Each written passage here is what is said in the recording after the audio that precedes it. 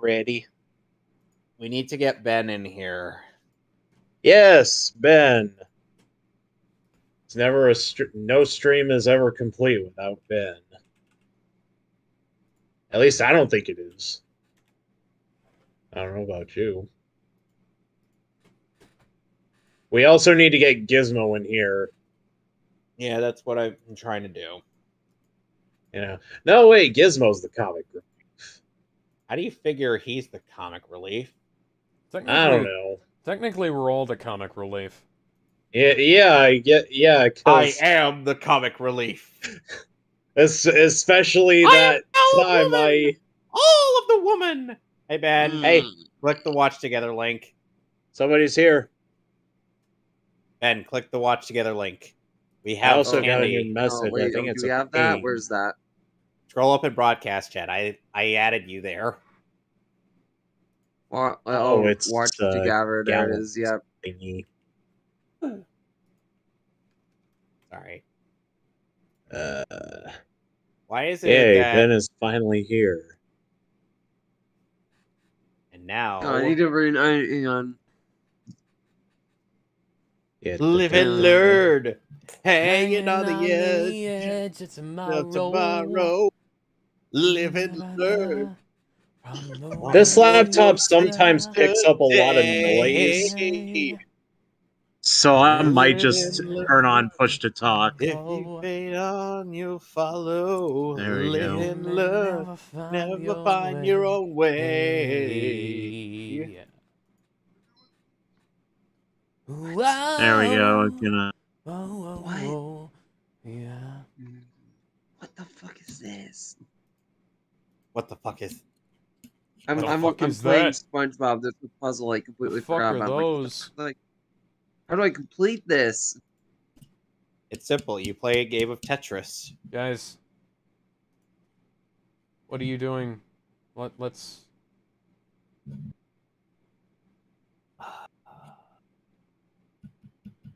Okay, so Ben, do you know why Yes. we're doing this? Because why not? No, it's because I've been nagging Alex. Oh, you Yeah. mean like what I did with Death Battle? Yes. Nice. So basically, this is essentially because I thought this would be a very fitting thing, and since we all know that Alex and I love talking about TeamFourStar in a somewhat negative light. Talk. I figured he would like to see their Dragon Ball opinions. I actually like the DBCember videos, honestly. Yeah, I did too, and then they kind of got stupid. I never watched them. Especially By the way, with we're live. I never watched them either. With top 12, especially with top 12 transformations. You want to know? By the way, what we're was number live. 2, Hello, ladies Ben? and gentlemen. Hi. Welcome to DBCember 3 through 5, possibly. We're probably only going to do 3 and 4. But, be optimistic. Anyway, a quick summary of the show. We essentially talk about our thoughts on their picks, and we let them talk. That's how this works. So anyway, without further ado, let's begin. Welcome back for another year of DBCember. What makes a good hero? A theme song. Special What makes good rat? really, really tight outfits. A villain. It's a good villain. Tell that to the Marvel universe. This year, Oh, Damn, it's Okay. gross. Curtis is casually coming around with a giant Glock. that's December 25th, which means a whole This was before one Broly. has no lack of bad. We actually ended up cutting a pretty large chunk of ne'er-do-wells on the making of this list. Yeah, but most of them are from movies, so it's kind of like leaving a couple of pennies and nickels in the tip jar at Starbucks. Our criteria True. as usual isn't quite perfect, as there's always going to be some personal bias. But the major qualities that inform their placements include the concept and motivation, their impact in the universe, including the characters, setting, and story, overall execution, and lasting appeal. Man, I wonder who's going to be number one. Making this list. The series hasn't finished as of this recording, and it's difficult to properly measure the impact and lasting appeal of its villains. But All of its villains suck. Next. No, Goku Black was great. No, he sucked. No, he was great. Yep, Dragon Ball GT is on this list after 2 DBCembers without it. Finally, some GT representation. Okay, it's going to play the next video because the intro isn't in the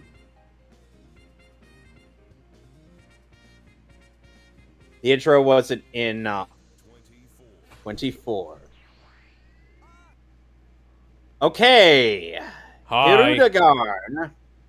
That makes sense. Yeah. This guy is cool, but he's not that cool. Yeah, he's literally just a kaiju. He's kind of the fodder villain to be really cool and then die. Oh, and and the wizard guy who summons him isn't really all that unique either. He's just kind of there. No There's one not really remembers much him. to them. I agree. Most of the story is literally revolving around the wholesome relationship between Trunks and Tapion.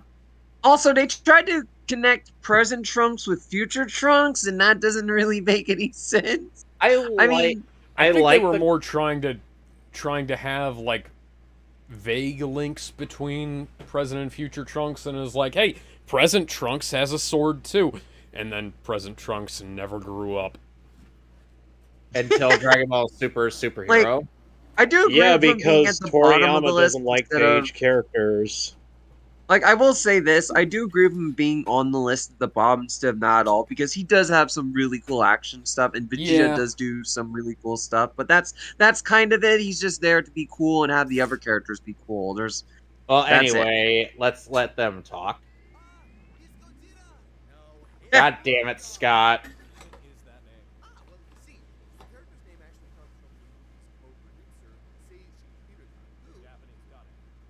Yeah.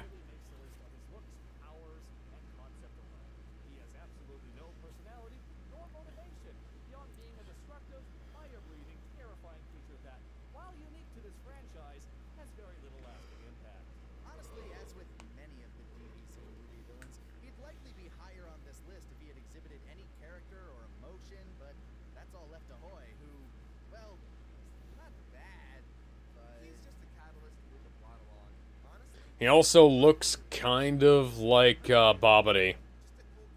Yeah, he does. Who is literally.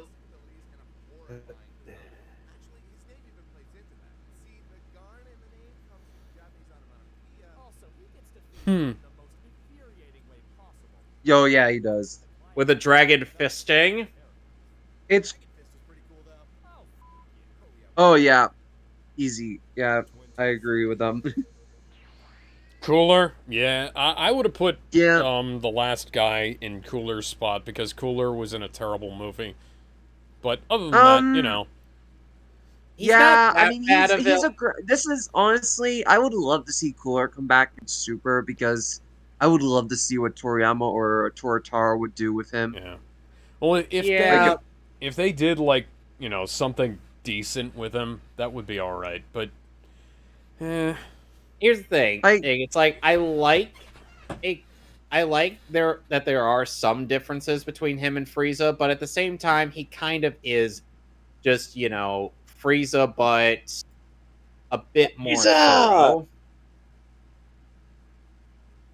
I did like his first movie. Its second movie, though, one of the worst animated Dragon Ball movies ever. It did really too good a bridge, though. Oh, by the way, Lady makes a reference to Xenoverse 2 with this bit. Watch.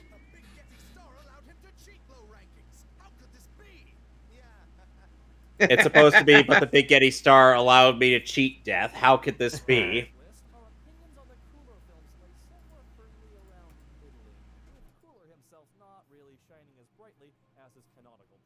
While his personality is less flowery and condescending than Frieza, making him less of a whole hog ripoff, he also loses a lot of what made his brother an amazing villain, leaving him, well... Let's go over a checklist of what Cooler accomplishes, shall we? Crashes a picnic? Check. Enslaves a race of pacifists? Check. Fails to kill a single person? Check. Yep. Actually kills, Goku revives. Yep. The one thing Frieza definitely brings to the table, however, are his designs. His initial look is reminiscent of Frieza, but his transformed state is brilliantly designed. Oh, yeah. As hell, and at least Much better than Golden Frieza. Yeah, I agree. I like Golden Frieza, but I do agree that Cooler's Actually, final you know form was what? better. They could have brought Cooler back for further, his Metacooler Resurrection F and like made him good. also manufactures an entire army of himself because Yep. I prefer if they... do it yourselves. But what does he do with his new clone army? He takes over New Namek. You know, the cheaper version of the entire planet his brother destroyed. Taking over Namek. Oof. Oh, come on, there's got to be another planet out there that you can exploit for something more than cabbage. Cooler demonstrates a few unique moves and has some great fight scenes in his first movie, but his lame personality and stupid cloning scheme keep him from the upper echelon of Dragon Ball villains. Looks like it's hip to be square, cause it ain't great to be Cooler. True. True. Hi, Janemba. Yeah, I agree with this placement. He's Sure. similar to the bottom tier because he's just there to make cool things happen. I do agree that he's above the other two though, because he does have some of the best animation in Dragon Ball history. On top of him also having some very unique and interesting abilities. Yeah. He's far more original, even though he's kind of like Boo personality-wise. Yeah, he's a bit that's too much kind of like it. Boo and Super Boo. This would be something I would love to see reappear in Super like Cooler. It would be really cool to see what they would do with that concept. What do you think, But- Alex? Yeah, this is another villain I wish would come back in a more canonical sense and have a better chance at not being forgotten. Yeah. Anyway, let's get right to it. What's Boo doing so low on this list? Yeah, he's a ripoff of Boo. We were pretty blatant about that last year. But now let's talk about what makes Janemba work. His design can be a bit busy, but overall its Valentine's Day inspired color scheme and demonic motif, paired with one of the coolest weapons in Dragon Ball, already help him to stand out. But combine that with some of the coolest techniques in the franchise, including phasing in and out of dimensions via Lego block teleportation. Portal punches- All Yeah. hand-drawn, by the way. You matter with his own evil energy to create weapons of deadly precision. And that is fucking amazing, too. 10.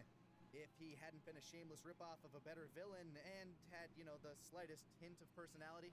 And a bigger vocabulary than a Pokemon. That being said, even Fat Janemba's design is fascinating. Oh, and he kinda opened a portal to hell, bringing back every other villain in Dragon Ball history. Including And- Goku's most monstrous dictator rival, Hitler. Hitler, yeah, I was about to say. Use Führer on the GBA for more info. He's also Yeah! to require Vegeta and Goku to set aside their differences and combine their powers via fusion dance to put him Nope, in- nope. Get back, Boo. Gogeta. Janemba, if only you were Did you more know- like a pretty face. Did you know Gogeta existed before Vegito in terms of concept? Yep. Yep. Ah, the Hi, first GT. the first GT representation here, guys. As someone who's watched oh GT, boy. the Shadow Dragons are some of the best concept Dragon Ball has ever had. Like, in terms of a possible finale villain, the Shadow Dragons are the best. But But here's GT another- does kind of drop the ball. I mean, I would put them at least a few places up because if you watch the Japanese version, it's way better. yeah, the than Japanese English one. version. Yeah, the Japanese dialogue is much better. Or makes the story flow a bit better than the dub one because the dub makes them sound a bit too altruistic. Yeah. But like, another if thing- really and another thing I love- standpoint, I agree with this placement. And another thing, I love how one of the Shadow Dragons was literally born from the very first wish of the Dragon Balls. It was the pair of underwear. Yep. And of course, she had to have a monstrous form that Goku discovers just before his clothes are shredded off by the wind. Oh, and he also turned himself into a tornado. He has that ability in GT. Somehow. There were so many weird bits because of this arc. Oh, and also the Shadow Shenron that appears after they gather the Dragon Balls. He's just straight up smoking a cigar in front of people there, and everybody's just like, "What are you doing?" And he's like, "I don't give a shit. I don't give a shit. I don't give a fuck." Alex, your thoughts go. Yeah. Also, a love off model Omega Shenron here. Alex, you said yeah, and then you just never said anything else. Well, you guys have been going on pretty significantly, so you know. Yeah, fair enough. We'll get to one where you're a bit more significant. Anyway. Do we have to do this? Yes. GT happened. Did it though? As the first entry into DBCember representing the GT canon, we're starting with the last villains introduced, the Shadow Dragons. Conjured from the abused titular Dragon Balls, these 7 characters embody the 7 balls as anthropomorphic dragons, each with their own distinct personalities, designs, and set of abilities. Oh yeah, real distinct. By the way, how are those? Nova and Ice Shenron. Character sheets here is evil, also dragon. Mole? Question mark. Come on, Kaiser. Moles are like dragons of the earth. Oh, dragons of the ocean. Oh, wait. But wait, there are... Dragons. Yeah, I was gonna say, there are dragons for the ocean. That being said, By the way, I do love Jerry Jewell as Ice Shenron. Actually, I'd happily praise that part. Much as with a lot of GT, the concepts presented are fascinating and tantalizing, but their execution falls short. The overuse of the Yeah. dragons over the last 30 years has Except Baby. Baby was awesome. You will get to Baby later. Yeah. What kind of fucking name is Baby? We'll give it to Toei Animation. Probably should have asked that Find out with different designs later, and but- powers that make them unique. But at this point in the series, it comes off as tiresome and boring when most of them don't feel like a legitimate threat. Sin Shenron, who becomes Omega Shenron, feels Sin Shenron first voiced by Bob Carter, then later with Sabbat when he absorbs the rest of the Dragon Balls. He's just evil for evil's sake, and what started as karma just becomes cliche. Out of the dragons, Nova and Ice are easily the most complex characters of them all, and certainly do well to give depth to the plot and the events that unfold. It's just a shame they look so fucking stupid. Forgotten, and we're left with an I like the design, honestly. That being said, Omega Shenron is better. spectacular events. He is. He's the best one. Gogeta and the Universal Spirit Bomb. So while the dragons themselves might have been disappointing, they certainly made for some developments.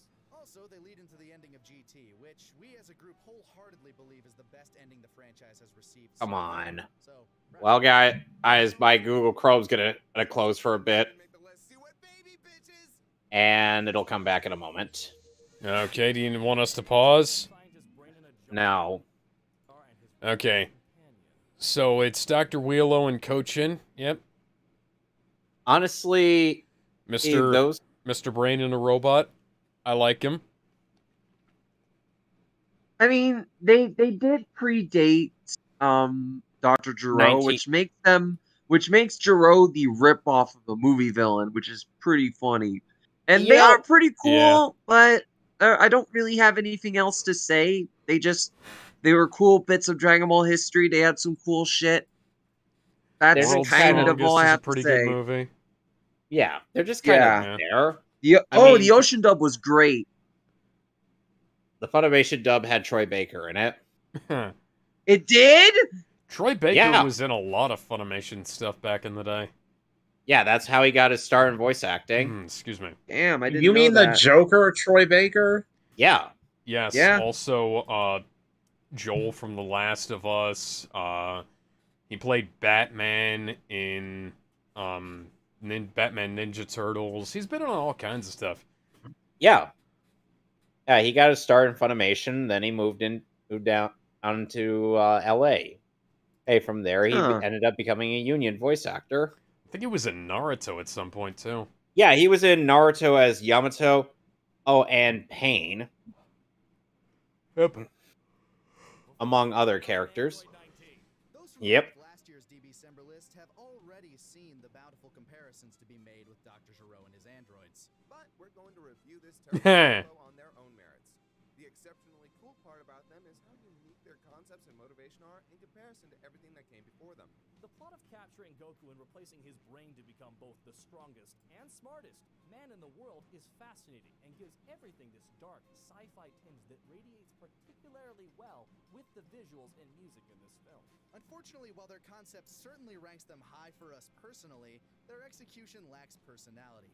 Kochin is a treat to watch because of how over-the-top dastardly he behaves throughout the I film. love how in the abridgment, and Kochin is obsessed with finding a body for Dr. Gero, or Dr. Gero Wheelo. Oh, that hat as a penis.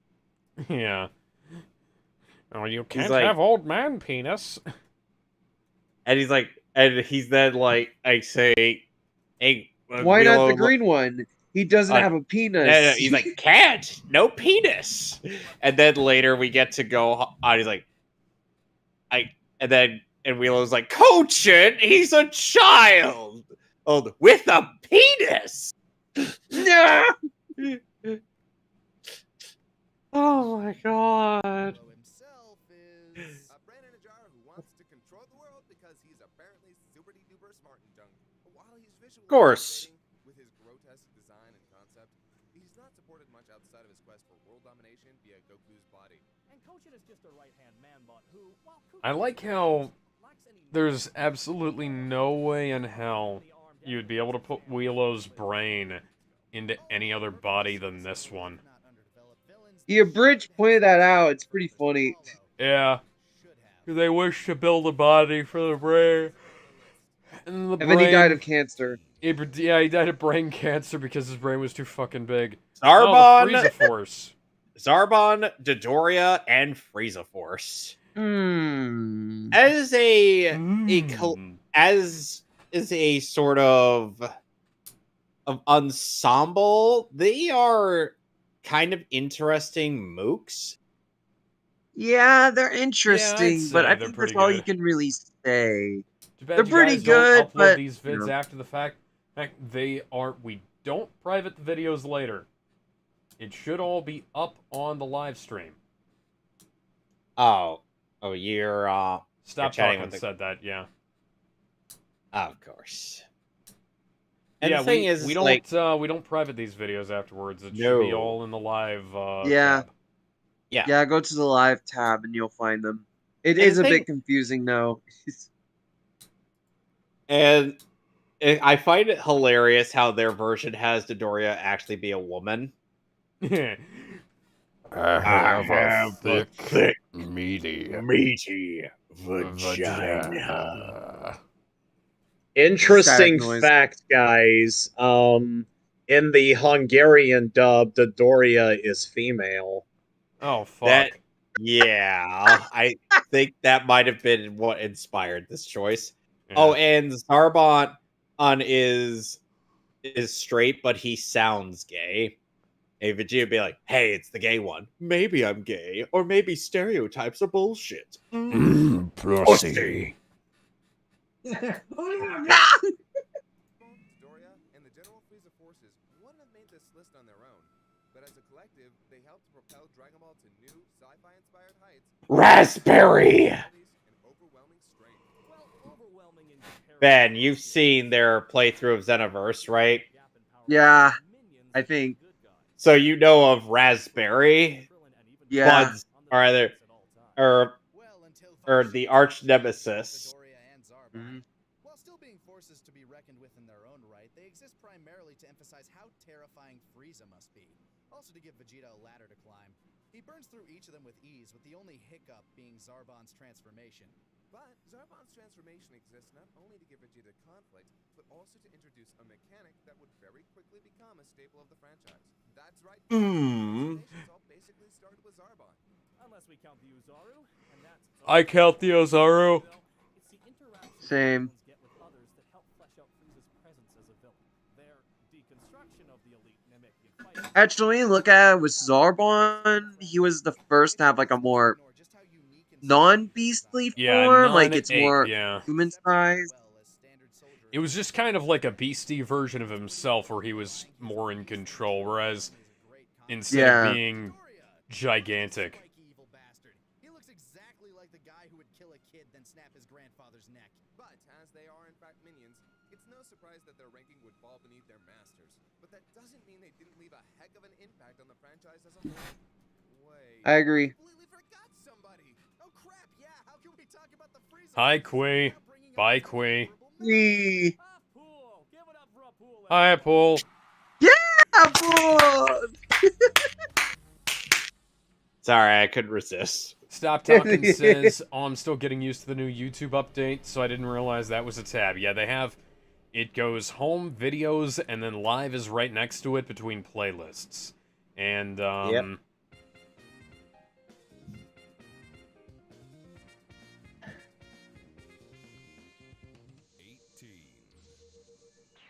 I need to add these to playlists. Oh, it's the first two androids. Okay. Yeah, they're pretty I agree. cool. They're not. Funnily, They're it's not weird as how in cool. the it's weird how in the original Tankobon on chapter or scans for the Dragon Ball Z manga as it was being made, Trunks ends up saying that these two guys are the ones who ruin his future. Oh yeah. Because remember the Android saga had a lot of executive meddling before the anime adaptation got around to it. Oh yeah, that's right. Because they went from these two to Android 16, 17 to 16 to First Form Cell, the Second Form Cell, and then Perfect Cell. Well, they did leave the androids kind of ambiguous in the like as silhouettes without much detail. Also, well, that's more that's more the anime's version. But the manga's original version, and Trunks flat out says that these two guys were the big threat. Oh yeah. Yeah. Okay, now I'm remembering. Yeah, that was kind of it was kind of weird when he came back and said these two aren't the two. Yeah, this is and this is kind of why the later releases of the manga kind of correct this. Sonic 30655 says, I can't believe they put a pool in Dragon Ball Z Budokai Tenkaichi 3. Yeah, I agree with that. What the hell was what they're thinking? I do want to say, though, I'm kind of glad that they changed the villains from Dr. Gero to Cell. And, yeah, and because of that, 17, 18, and 16. Because I was just about to say, we got those three as well because essentially, of that Toriyama's editor was like, I was expecting something big, but all I got was an old man and a doll. Change it. Yeah. Anyway, I'm gonna let this play out, and then I'm gonna go get my phone. I will be right back. You're good. Alrighty then. Okay, point's been made. Moving on. Androids 19 and 20, the latter commonly being known as Dr. Gero, are intriguing villains. Design-wise, concept-wise, they really take the science fiction angle the series adopted in the last arc and ramped it up to 11. Like how he has his address in the information. Here we see the concept fully fleshed out as the driving force of the story. Dr. Gero being the mastermind behind the original Red Ribbon androids is a really cool concept, and as a revenge tale, it definitely should work on paper. Unfortunately, it falls short for a couple of reasons. A good portion we can chalk up to executive meddling, but we'll get to that. Their first appearance in this series is one of the most violent, disturbing chain of This was an amazing chapter to read / episode to watch. Because these guys are they're just wrecking shit. And it's exactly as intimidating as Trunks said it was gonna be.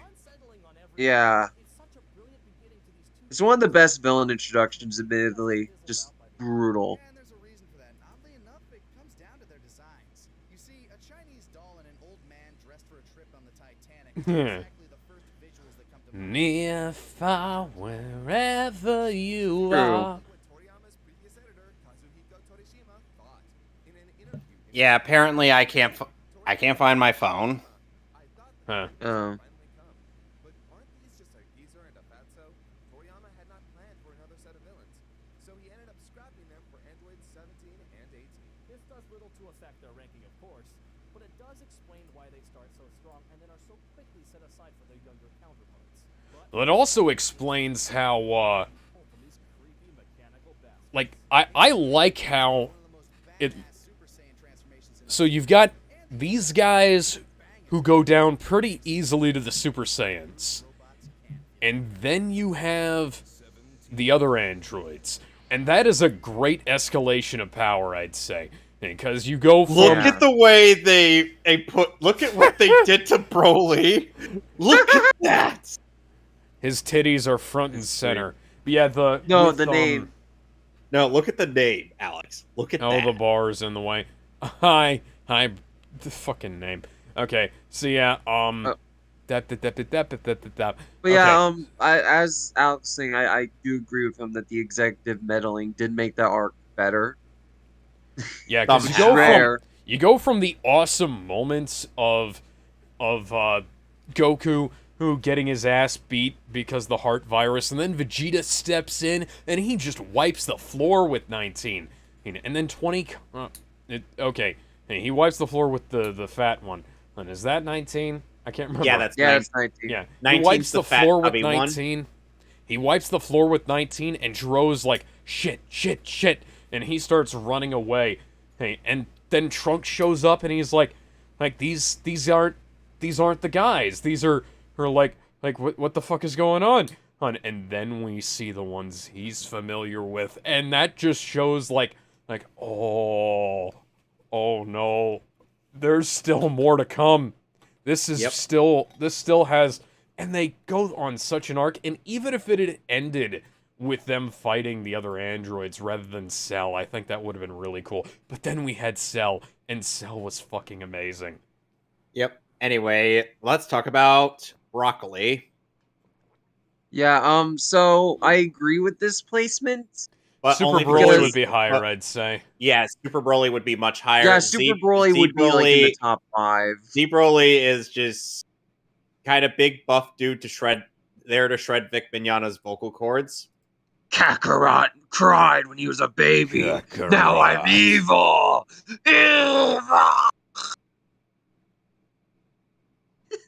Yeah. So Broly's not exactly that. So Z Broly is not exactly that interesting a villain. He's just kind of lame.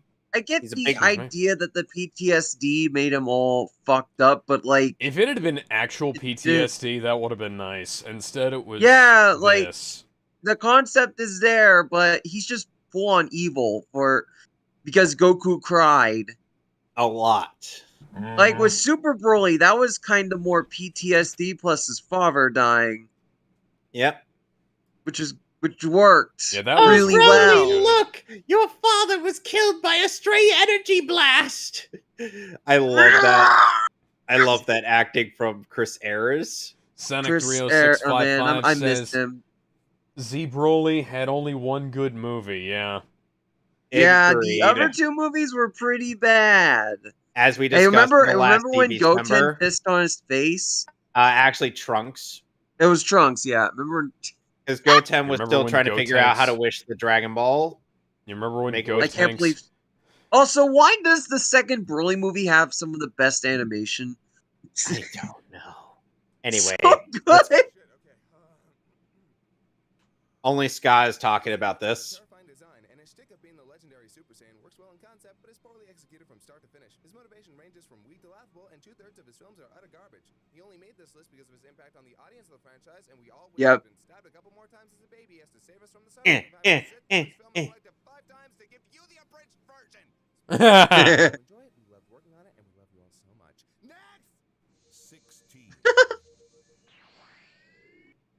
Yeah, I Nappa. agree. Killing Okay. in the Nappa. I agree.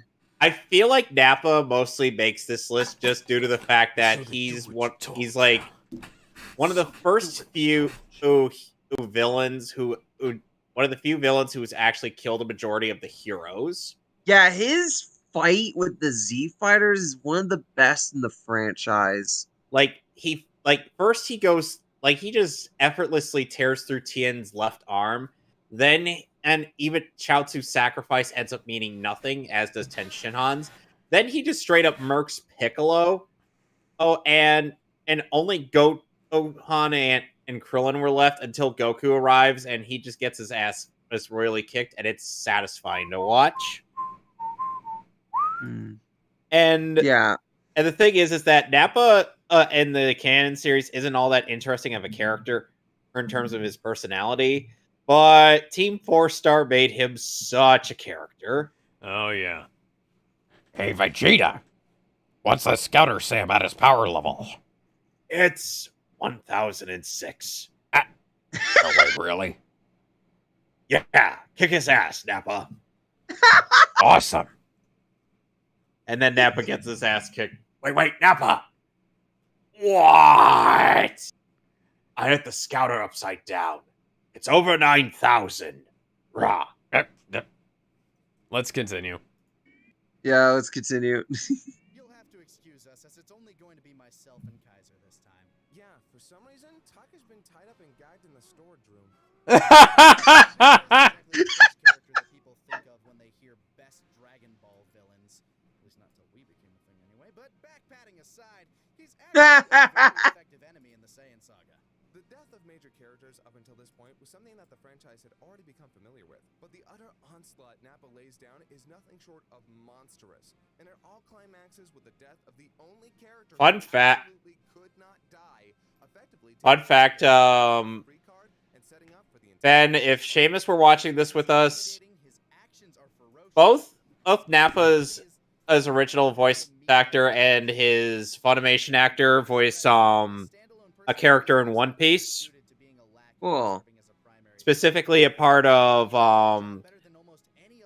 Blackbeard's crew. Ah. Hey, kids, do you like violence? Taka, Yeah. back in the room. There is no Taka now.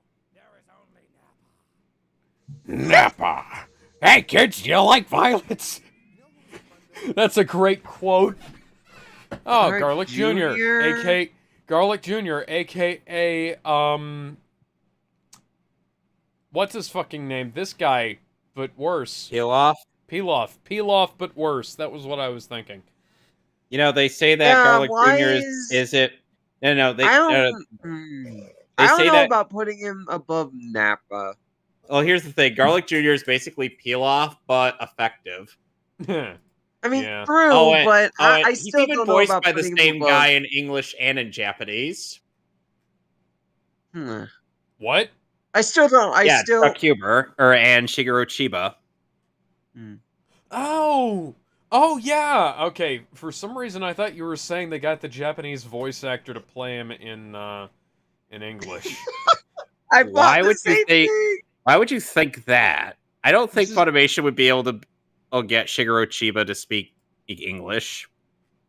It just- Also, It is my So, dream to one day play the same character in two different language Oh, hi, versions. Gizmo. By the way, we're on Top 24 Dragon Ball Villains. This time we're talking about Garlic Jr. Garlic Jr. I still think he should be below Nappa at the very Garlic least. I get Jr., everyone else, yeah. but Nappa should be above. Garlic Jr. smoked so much weed he turned the entire film red.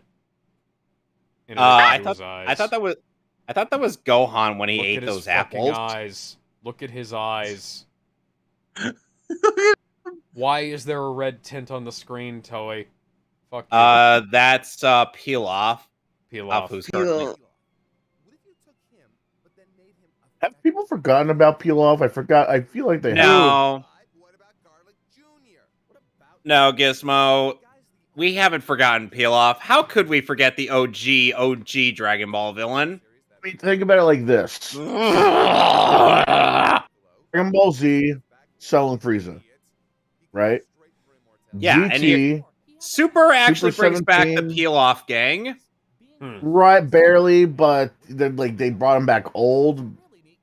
Super, on the other hand, they're back as kids, but then the only one that's left behind is Mai to basically bang Trunks. Like, we don't know what happened to the dog. We don't know what happened to Pilaf. Yeah. And nobody's asking what happened to them in the first place, too. They said that they wished on the Dragon Balls to give them youth. Yeah. Like how Unfortunately, the monkey's paw was in effect. Trunks winds up being into older women by accident. I mean, Even He's though got his taste. We don't talk about that. Wouldn't that the mean that Garlic Mai Jr. is saga fits on 2 DVDs? Oh yeah, What? I can't remember. Season 4. That's yeah, the orange brick. That's the orange brick / Blu-ray you're thinking of. Well, I'm talking about like the original Funimation single discs. I think it Yeah, was but here's 3. Yeah, but here's the thing. It's on. No. It's on season 4. Yeah. Yeah, not counting Boo. I Because think season Nappa killed the most main characters. Sonic 30655 says. I don't. Yeah. Sorry if I didn't read that out earlier. Yeah. Yeah, I think it's in order. I think it's from least to most. It'll be Hi, Frieza, Raditz. Frieza, Piccolo, Raditz. Yeah, Frieza, Piccolo, and Raditz I think are tied. And then you have Piccolo or actual Nappa, Piccolo? and then Boo, King Piccolo, I should say. Oh, King Piccolo. Okay. Okay, so Raditz there's actually a reason they explain why Raditz is on here, because this is essentially coming from this perspective of people who have probably seen like all of Dragon Ball, seen or read all of Dragon Ball up to the end. They're like, imagine going through all of that, following the tales of a mystical monkey boy who could turn into a giant ape on occasion, and then you find out that little boy who is now grown up and has a son turns out to be a space alien. And it all started with his older brother, who may or may not sound like Yusuke Urameshi. Yeah, I'd say Raditz. God damn it, Raditz. God damn it, Nappa. Anyways, so I'd say that Raditz is, because he is a turning point villain for the franchise, and he's the guy who killed Goku, or led to Goku's death, rather. Yeah, he led to Goku's death at the hands of Piccolo. Yeah, because Raditz led to Goku's death, he definitely deserves to be up here. I would personally bump Nappa up the list a little bit, because Nappa was a fucking beast. Yeah. Oh yeah. He literally I'd put him punched the close guy's to arm off. Raditz. I'd put him and Raditz like right next to each other. Nappa would be right under Raditz, because Nappa didn't change a whole lot, but he killed a lot of people. He did. He very much did. And not like 3 people. No, like the entire Z Warrior. Every Z Warrior who died during the Saiyan saga they died at his hands. Except for Yamcha. Except for Yamcha. Technically, yeah. Well, technically he did. I mean, Nappa did summon the Cybermen to fight them. True, by proxy, I here's guess. Here's my take. I do slightly agree Raditz should be above, mostly because of his impact on the franchise as a whole. Yeah. Anyway, I'm not let's saying let them. Yeah. It makes you wonder why people keep shitting on Raditz, though. Mostly because he's a wimp compared to his buddies. And he also never came back to do anything important, unfortunately. Despite being Goku's older brother. An only brother.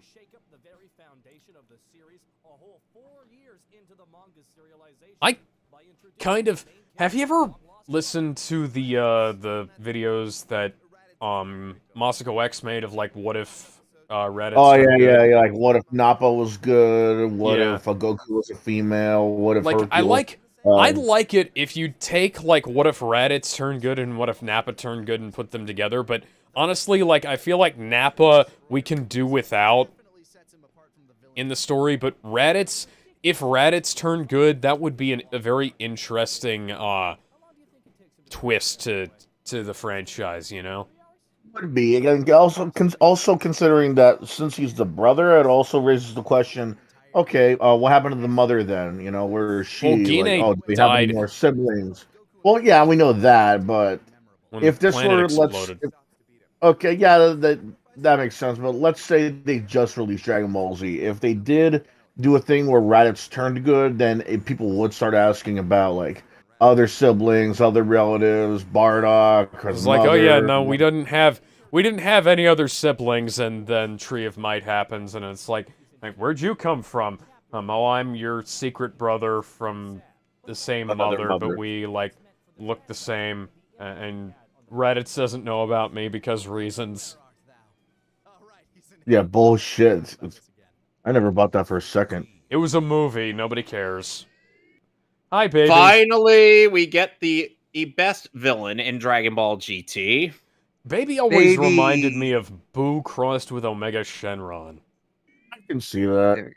And to me, it's more like the T1000 mixed with Baby's, like Baby is so interesting because he's one of the best parts of GT. His story is freaking great. The only thing that really keeps him down is the animation, which it's not only the animation, but it's also the fact that he goes from wanting revenge on the Saiyans to basically becoming what he that was despises. the point of his arc. That was and then he transforms into a giant monkey. Yeah, completing his arc, which was great. I think that really fit, considering he claims a lot of these kind of villains always claim, "I'm not a monster like you. I'm not like you at all," and then they end up becoming like that person that they're trying to kill. Yes, I am. I always like those kind of turns. Am I evil? Yes, I and am. also it's yet another character who I can't unhear Mike McFarlane's voice in. Like every time I hear Mike's voice in a lot of things when he's doing that high pitched one, I always think this character. It just always clicked. That makes any sense with you? Yeah. Yeah. Anyway. Don't freak out. Huh? Dude, Kaiser, just calm down. I'm okay, guys. I'm cool. Kaiser, please. Stop yelling at us. Excuse me. Baby's kind of cool. Excuse you? Look, I hate GT as much as the next guy. As long as the next guy has a hatred that spans multiverses. But like you said, it happened. Trying to ignore what it meant to the franchise would be doing a disservice to it as a whole. Oh God. Vegeta with a mustache. He's not exactly Burt Reynolds. But to sum it up, Baby is the creation of the Tuffles, a race invented for the anime as a warring collective against the Saiyans. While the Saiyans were depicted as brutish, bloodthirsty warriors, the Tuffles demonstrated advanced technology that overpowered the might of the Saiyans. They were captured on planet Tuffle, a reformed planet Plant, which then became planet Vegeta after the full moon rose, and it just gets really confusing. Yeah. You guys took my planet, I want it back. So this planet-hopping parasite takes a few bodies, claims Vegeta's, and by the time Goku and Co return, the entire planet is possessed by this conniving little devil. When it comes to feeding humanity, it's hard to top actually taking over the planet. I know I'm not alone in my problems with Baby, though. He does possess Vegeta, effectively removing him from the entire arc, which is a huge disservice to the character. Same thing happens to Ooh. While the inception of Raju is touching, he amounts to nothing. His backstory is incredibly confusing, and his design is pretty bad. But a single motivation does provide a new stage for noteworthy Saiyan imagery. Planet Vegeta comes back in control of a Vegeta. The Earth serves as a surrogate for the Moon in Goku's Super Saiyan 4 transformation, and Baby revives the Great Ape form with a golden tinge. What defines the Saiyans as we That's racist. Definitely has problems, but as far as villains go, he actually executed some pretty nasty stuff. His arc is maybe the best that GT ever had, and while still mediocre to bad at parts, Baby's origins and motivations propelled the transformation to Super Saiyan 4. Does Goku dye his body hair? Like, where did his... What just What happened? the fuck just happened? But this happened. Someone joined us, I think, and it reset it. No. Who's there? Did somebody join the watch together? Hang on. Someone joined. So now we have 1, 2, 3, 4, 5 people.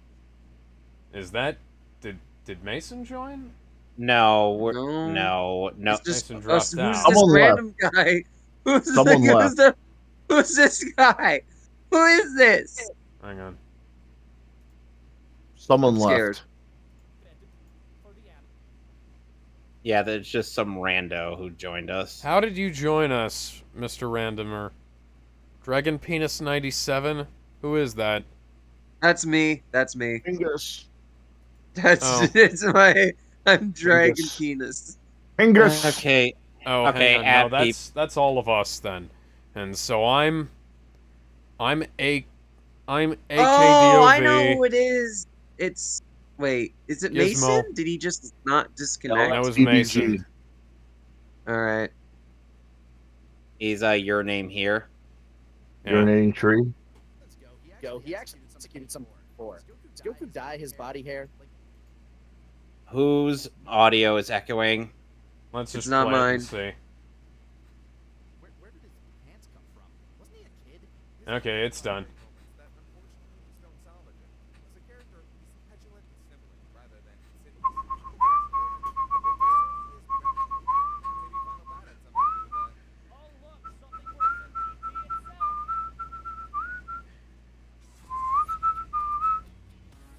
We'll get to Final Bout when we do the top 24 video games. I fucking God. love the if you mute the fucking lyrics to the GT rap, I will listen to that song all day long. Yeah, I agree. With Peel-Off, this. the Peel-Off gang. Hi, Peel-Off I gang. agree with this. Yeah, this makes sense. They're The where OG they should villains of the OG villains of Dragon Ball. Oh, this franchise would not have survived without you be. Oh, three. excuse me. Yellow was the only Wouldn't have villain that even was gonna cut a started dog's without them. privates off. Yeah, Miles Yeah, McGraw. yeah. It all started with these guys. It says Goku's obstacle, and they try to infiltrate Peel-Off's fortress, and they actually end up proving that they are quite stupid. He's like, "Wow, I can't believe they're that stupid to fall for my trap." I mean, they followed arrows.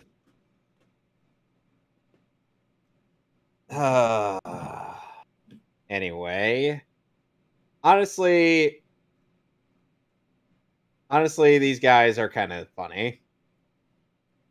They are. I like him. Steven's Peel-Off. Is he a demon? A mutant? I think he's just Peel-Off. The Yeah, infamous monster boy that's a reasonable explanation. He's just he's just Peel-Off. He's just one of the many strange races of the planet of Dragon Ball. Oh my god, I just Yeah. got that pun. God damn it, Toriyama.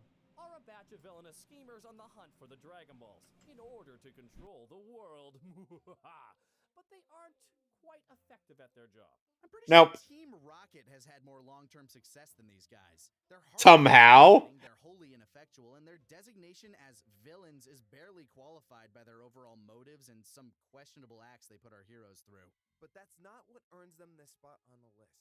They're incredibly memorable. By the way, Alex, did you know that Mike McFarlane and They're Chris Kaysen actually auditioned to play a Peel-Off? for a series like Dragon Ball. Even their evolution into henchmen via King Piccolo works. Alex? Their own personal motivations adapt to this scenario, and their own brand of comedy helps give levity to the demonic ruler as he needs it. You can't deny how funny and memorable these guys are as the original villains of the entire series. Yeah. They may not be intimidating, Effective. Or have a deep, complex motive. They're perfect, just the way they are. A little monster boy, a talking ninja dog, and a full-grown woman with way So you too said much time on her hands. Chris Kassan auditioned to play Peel-Off? Yeah, Chris Kaysen and Mike McFarlane once auditioned to play Peel-Off for the Funimation dub of Dragon Ball, but Chuck Cool. Huber got the role. Oh, hi, Mercenary Tal. Yeah, Yes. I'd say that this makes sense. Yeah, And- that makes sense. So Eric Yeah. Tao got the funniest fucking flight animation in Tenkaichi 3, though. Mercenary he just- Tal doesn't really fly. He cuts down a tree, picks it up, throws it, and jumps No, on he top cuts of it. down a column and then he and then he flies with it. Well, he does trees too, but yeah, Yeah. he'll It's- just He just does some really neat things. He even killed a guy with his tongue. Yes. Yeah, I that remember was that. General He killed Blue. General Red, right? General Blue. Yeah, General Red Blue. died General at the Blue, hands of right. General Black, who may or may not be the more That's racist. racially insensitive caricature. I think it was From the Captain Red Black, Ribbon but Army? yeah, or Commander I thought it was something. Voiced Well- by Chris Sabat. Blick. hmm. Blick. Not black. Blick. Anyway, Tao does come back to fight Ten Shinhan in the 23rd World Martial Arts Tournament, but gets utterly destroyed. Because even when he cheats, he still loses. Because Ten Shinhan just got that good. He got bodied. Yep. Anyway, let's get to their opinion on him. And now for the exact fucking opposite. He's the man, the myth, the guy who wears his job description on his back. Yep. Also known as Mercenary Tao. He also deflected a bullet with a goddamn slipper. I'm not kidding. Oh, yeah. OG Dragon Ball is weird. At the speed of sound, use energy blasts that put the Kamehameha momentarily to shame, and kill men with his tongue. This contract assassin is a meme-mother who ends up beating Goku in their first battle, nearly killing him. While most of the other intimidating villains in this series up until now followed strict orders, Tao Pai Pai acted with almost complete We have a gay autonomy Nazi, in the way of a black man, He is a cold-blooded murderer, out for Goku's Oh, and also a short General, guy. Until you know, also General Red's and Descendant turns out to be voiced by Mario. best in the original run. Hmm. It's one of the first times you feel like Goku's life is really on the line. This pink parading ponytail packing professional puts prior prolificates to shame. Unfortunately, while he's effective at his tasks, his motivations are realistically low. As much, he doesn't quite earn a higher spot on the list. That being said, his first appearance as a villain in the series is remarkably effective, and he stands high as a classic of the franchise. Also, he comes back as a cyborg. Yeah, it's not quite nearly as cool as it should be. Do you think it vibrates?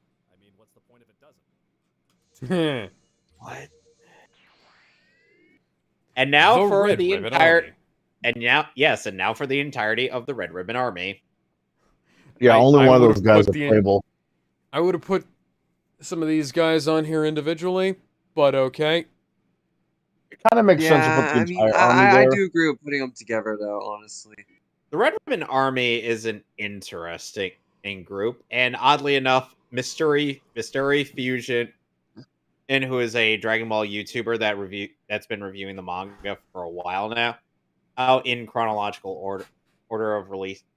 He states is even going over the movies and whatnot, Movies. and the thing is like he puts this arc above every other arc in the series. The Red Ribbon Army arc. I'm like, is it really that good though? Because OG Dragon Ball, OG Dragon Ball is just always so weird. Sometimes in a good way, Army. sometimes in a good way, other times not so much. This is in a good way weird. Plus, it was hilarious to see General Blue get bodied by a penguin village. Oh, Oh, yeah, yeah. that's canon to Dragon That was Ball. Hell, hilarious. Ariel. So even the Really? Superman is canon to Dragon Ball. Our He's the man. pettiest motherfucker alive. Anyway, let's get on with this. The Red Ribbon Army arc for some can be seen as a transitional period for Dragon Ball, from being primarily about martial arts and adventure to more of a serial epic. This transition can be felt in the mixture of serial I love the Red Ribbon Army saga. Red Ribbon Army provides. Yep, I do too. Commander Red. This private army's sole purpose is to track down and retrieve the Reminder, his descendant will eventually end up wanting to create Sentai heroes to fight the Z Fighters. Are rare in Dragon Ball, and the colorful cast, pun fully intended, that is employed by the Red Ribbon Army is a delight. Between Colonel Silver's ice-cold attitude, Ninja Murasaki's utter incompetence as a ninja, and General Blue's divine mixture of effeminate... I have to mention this. Murasaki took the power pole right up his anus. like, Yes. holy shit. That Up the hurt. ass. I was just like, oh my god, Goku, why would you do that to him? He took shove it up your asses, literally. He literally landed on the power pole and it just... How'd Ow. y'all feel about that? Pain. The first thing in my mind was like, oh, looks like General Blue's got something to look after now. Alex, how did you feel about Murasaki getting that up the ass? I hope Goku That bleached that reaction. pole I guess you can say. afterwards. I guess you can say he got power pulled. This God damn it, Ben. Ben, this isn't the porn parody. Sit in the corner. Anyway, Sit in let's the goddamn continue. corner. Comedy and deadly ability, Goku and his friends have a tough battle on their hands. They really do cause no end of havoc for the heroes and civilians alike. So Goku's assault on Muscle Tower and Red Ribbon headquarters. The Muscle Tower. Oh, I love it. Man, and I thought the Black Ranger Yep. Power Rangers was a little on the nose. Figures out the true motivation of his commander that things start to take a hilarious and dark twist. And the Red Ribbon iconography is You can't say dark, that's racist. Though that does little to actually influence their position on the list, it is good to recognize their contributions as a whole. It should be mentioned that most of these guys wouldn't have ranked as high on their own. But together, they're a fantastic antagonistic force for our heroes. And their arc is one of the best in the franchise. And you can tie a ribbon on that. 9. Speaking of The Ginyu Force. I fucking love Oh. these guys. Toku Sentai, Toku Sentai, I Toku have that Sentai. song. I love that song.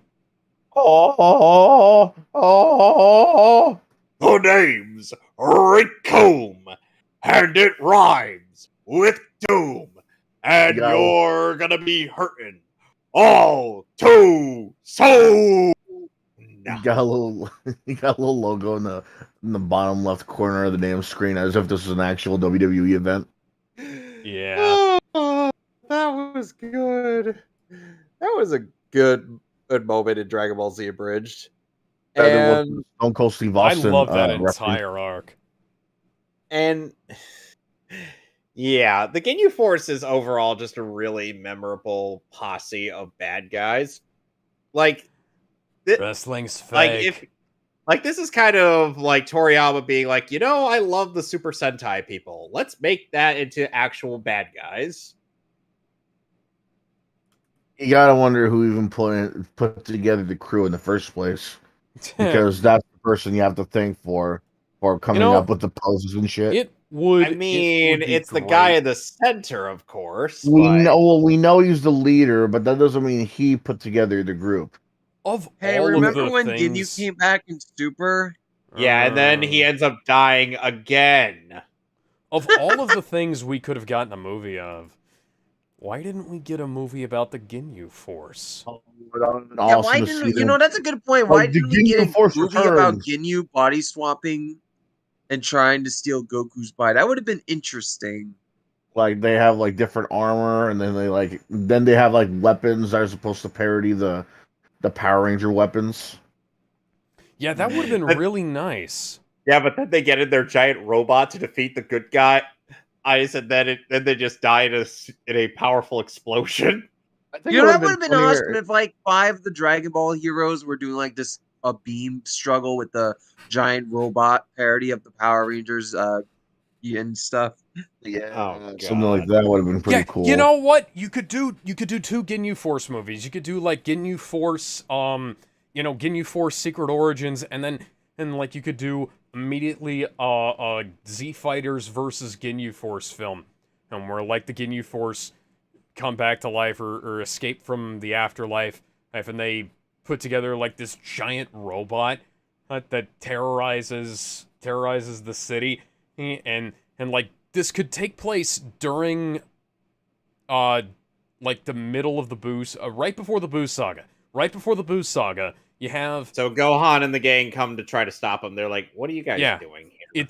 It has to be like either Garlic Jr. or era like before Goku can't be present is what I'm trying to say. So Yeah, of Goku's course. not here, and the Ginyu Force goes up against the Z Fighters, and they're like somehow they get a power up.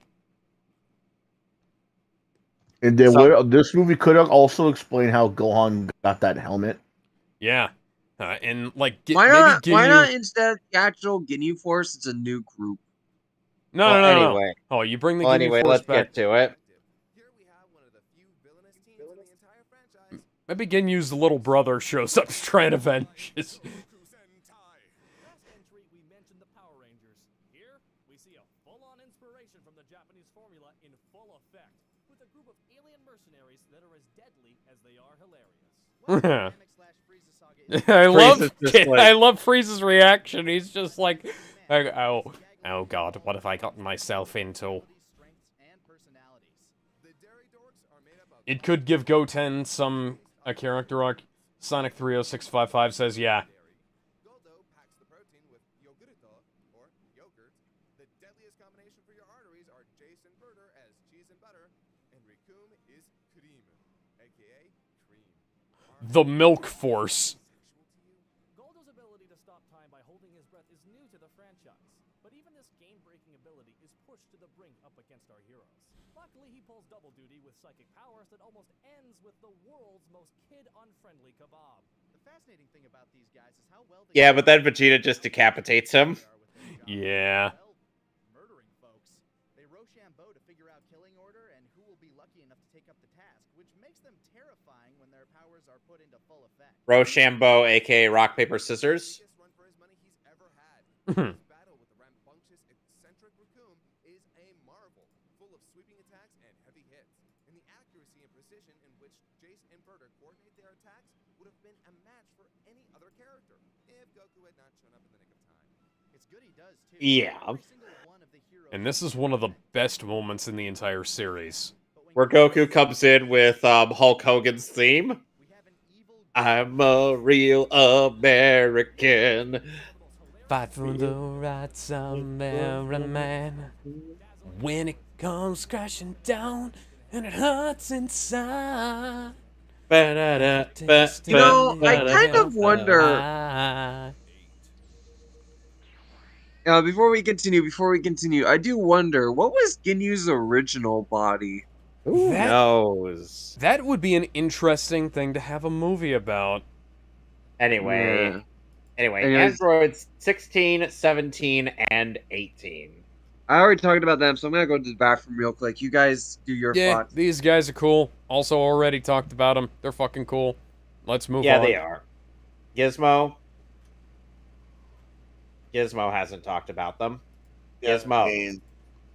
What else? What else is there to say about them? Yeah. That's already or not been said. I feel like without I mean- 16, they're 17 and 18 wouldn't really have like a somewhat moral center. I guess, yeah, but you know, like I said, everything that's is said about them has been said already. Right. You know, so like they're cool. They're cool as heroes, but they're also cool as villains for a lot of reasons. Well, I do question the fact that 17 even. I do question the fact that 17 has a fucking gun. Well, anyway, another thing is that Toriyama's editor, or as Scott will go on to say, it was like, well, now that's just a pair of brats. Come on, my guy. Anyway, We've already listed two homicidal androids on. But here we have the fresh, young hit villains that would become the major threat of the arc. Or well, that's what Toriyama originally thought anyway. Yeah. Remember when we said that Toriyama's former editor, Torishima, told him that androids 19 and 20 weren't fit for the role of the big bads? Well, Toriyama then designed androids 17 and 18, only to be told again by Torishima, wait, this time they're just some brats? Can you imagine what the series would have been like if Toriyama never listened to his editors? And they're Right? indeed. doesn't stop there. They manhandled every fighter who steps up to them, leading to one of the most one-sided I thought 18 swore off manhandling unless it was towards short people. Yeah. I'll let 18 stomp on me any day. Androids 16, 17, and 18 are exceptionally different from the rest of the villains who made the list. From their piercing cold stares, their I love how their eyes look. relationship with one another. Yeah, Yeah. especially 18. They don't feel like traditional Dragon Ball villains. Their youth alone makes them stand out, but the way they talk and interact with others gives them this unnerving. 17 is the MVP of the franchise. Boy, are they deadly. In flashbacks and history of Trunks, we see them murder every member of the main cast, with the exception of non-combatants such as Chi-Chi and Oh, Krillin! save the day. For all intents and purposes, these guys won. And then in the main timeline, she tried Death by Snoo Snoo and it didn't work. Their characters Krillin are also some of the best. and wore her out.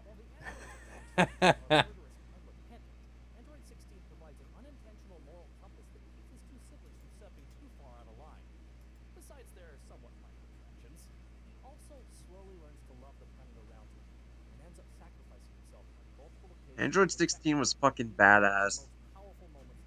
Yeah, and he's basically like Ader, but one of the only characters who never came back. Yeah. Also died 3 times in Fighters. Yeah. Yep. It's like, shit.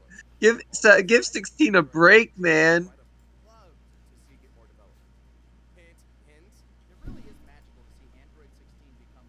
I will say, I love how 16's bomb is powerful enough to kill Cell, which means that Jiro went overkill on it. Yeah. He really wanted Goku fucking dead. Even if it meant taking the whole planet with him. Yeah.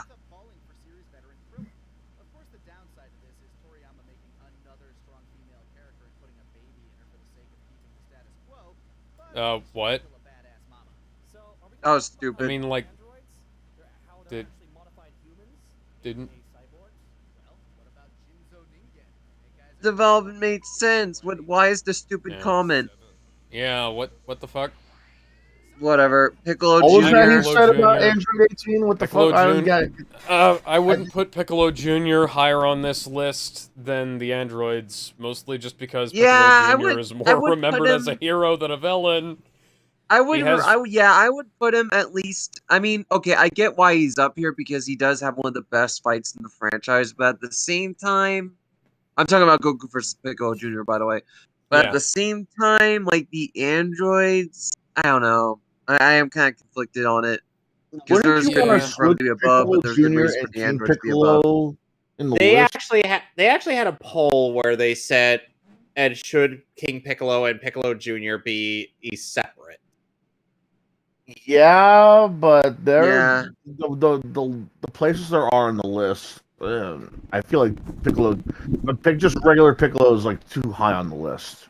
Yeah, regular Piccolo has a really good fight, but he's not. His big villainous acts are like, oh, I'm gonna skulk around in the shadows for a little while after Dragon Ball. Oh, and then I'm going to team up with Goku and become a hero for the rest of the franchise. And granted, like his character arc is great. And he ends up becoming a fan of plushies, as according to Dragon Ball Super Superhero. Oh, nice. But you know, his character arc is great. I love him, but he does not. He shouldn't be on this list. But that's like adding not this high, anyways. That's like seeing like someone put up a top 100 DC supervillains, and then you see them put like Plastic Man on number 10. I'm like, what? I mean, sure, he was a bad guy, but he's reformed. Yeah, he's Sonic reformed. 30655 says he is more of a rival than a villain. Yes. Also, like Vegeta definitely deserves to be high on this list. And granted, he only had. You'll see where Vegeta is on this list. Vegeta makes more sense to be in the villain role, considering he has done a ton of heinous shit. Not only that, because Vegeta was the villain for 2 arcs.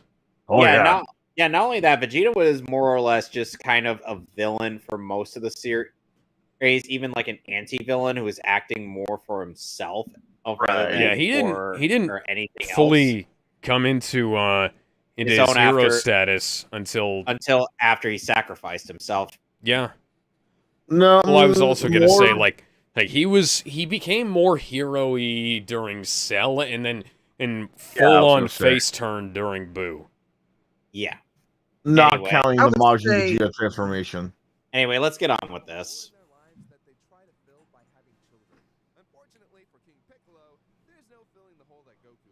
Yeah. That's a weird rule. Piccolo died, but didn't. Piccolo is one of the best characters in the series, but his role as a villain is short-lived. But whoa, boy, is it a crazy run. Shortly after being expelled from King Piccolo's stomach, chest, throat?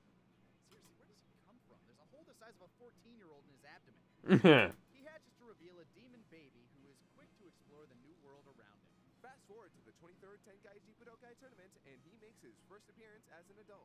At first glance, his green skin and devilish grin give him away as the Demon King himself. But he also has, like, softer features than Piccolo Sr. does. And he looks kind of... He looks younger and goofier. And less deadly. He has stretchy arms. Which means that he can beat Dr. Doom. Yep. I mean, he has quite a bit of power on him. Hey, I have a question. If Goku has a stretchy pole, does that mean he can beat Dr. Doom? Yes. No, it's an extendo stick, not a stretchy. True. It doesn't Renji, stretch. Renji's Zanpakuto stretches. He's toy. The techniques and combat prowess on display here run the gamut, from flying to blast to Piccolo's growing ability to a Kamehameha from the feet.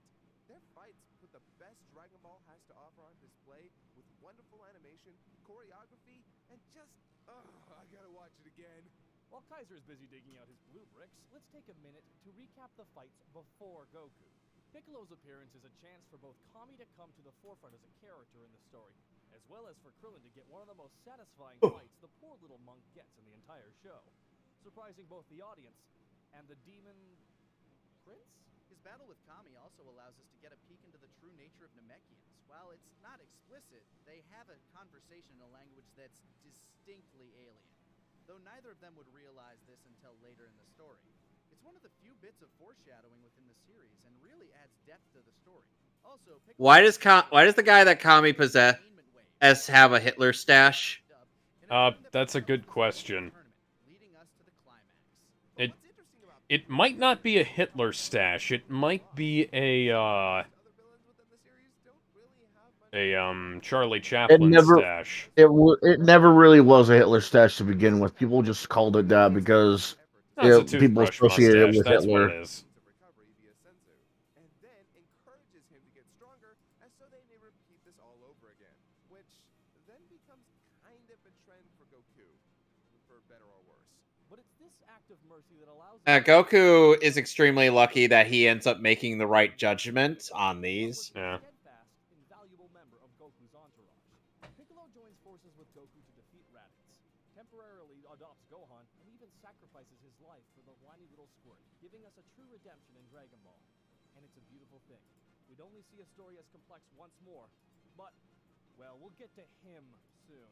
Let it be known, by the way, that I thought Piccolo Jr. and King Piccolo should have been one entry. I respect your input, I value it, and I disagree. I hear your disagreement, I acknowledge it, and you're wrong. When General Rildo... Never. Never. That's when General Rildo.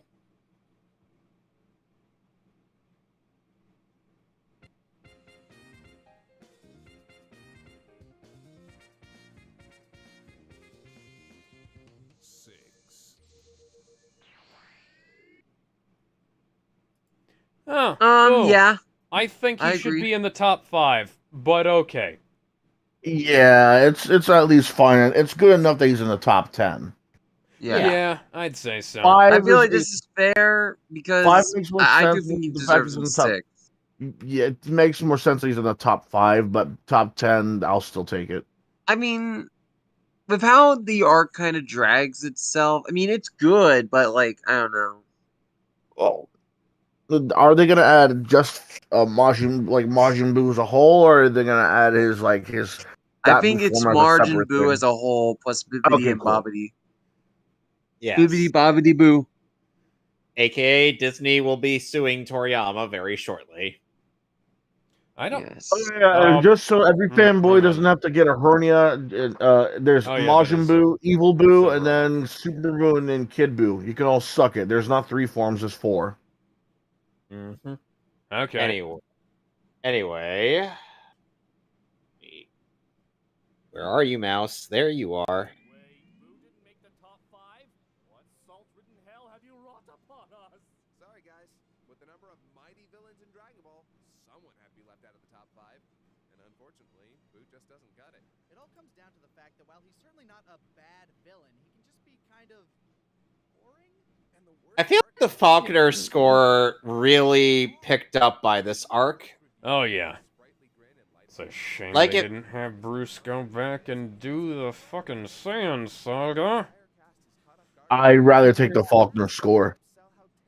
We all would. Bruce. Unfortunately, Bruce didn't do the Sand Saga. What was the name of the guy that did it? Nathan Johnson. Well, at least he does a decent score. Yes, Nathan Johnson, for being a guy who was composing the music literally in his bedroom with a keyboard, did pretty fucking good for his music on the Dragon Ball Saga. He also worked the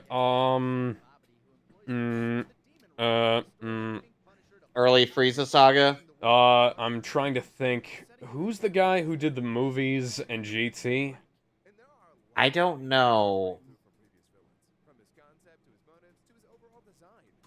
Who composed Dragon Ball GT? Mark Menza. He incorporated the Mark Menza theme into the score of the TV show, and apparently composed his own version of the Menza theme for his score for the show. But unfortunately, we never heard that because Funimation replaced it with the god-awful nonsense that is the ultimate uncut theme. Like that theme. That theme is terrible. He now has one true goal in mind, a fighter that will satisfy his needs for battle, which actually makes him Some people are still pissed off over the fact that Boo has white eyes when he turns Super Boo.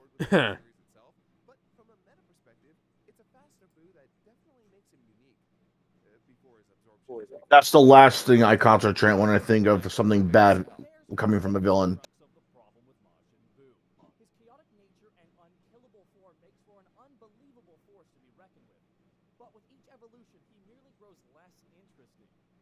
Meanwhile, Sosuke Aizen is taking notes. I agree with this, honestly.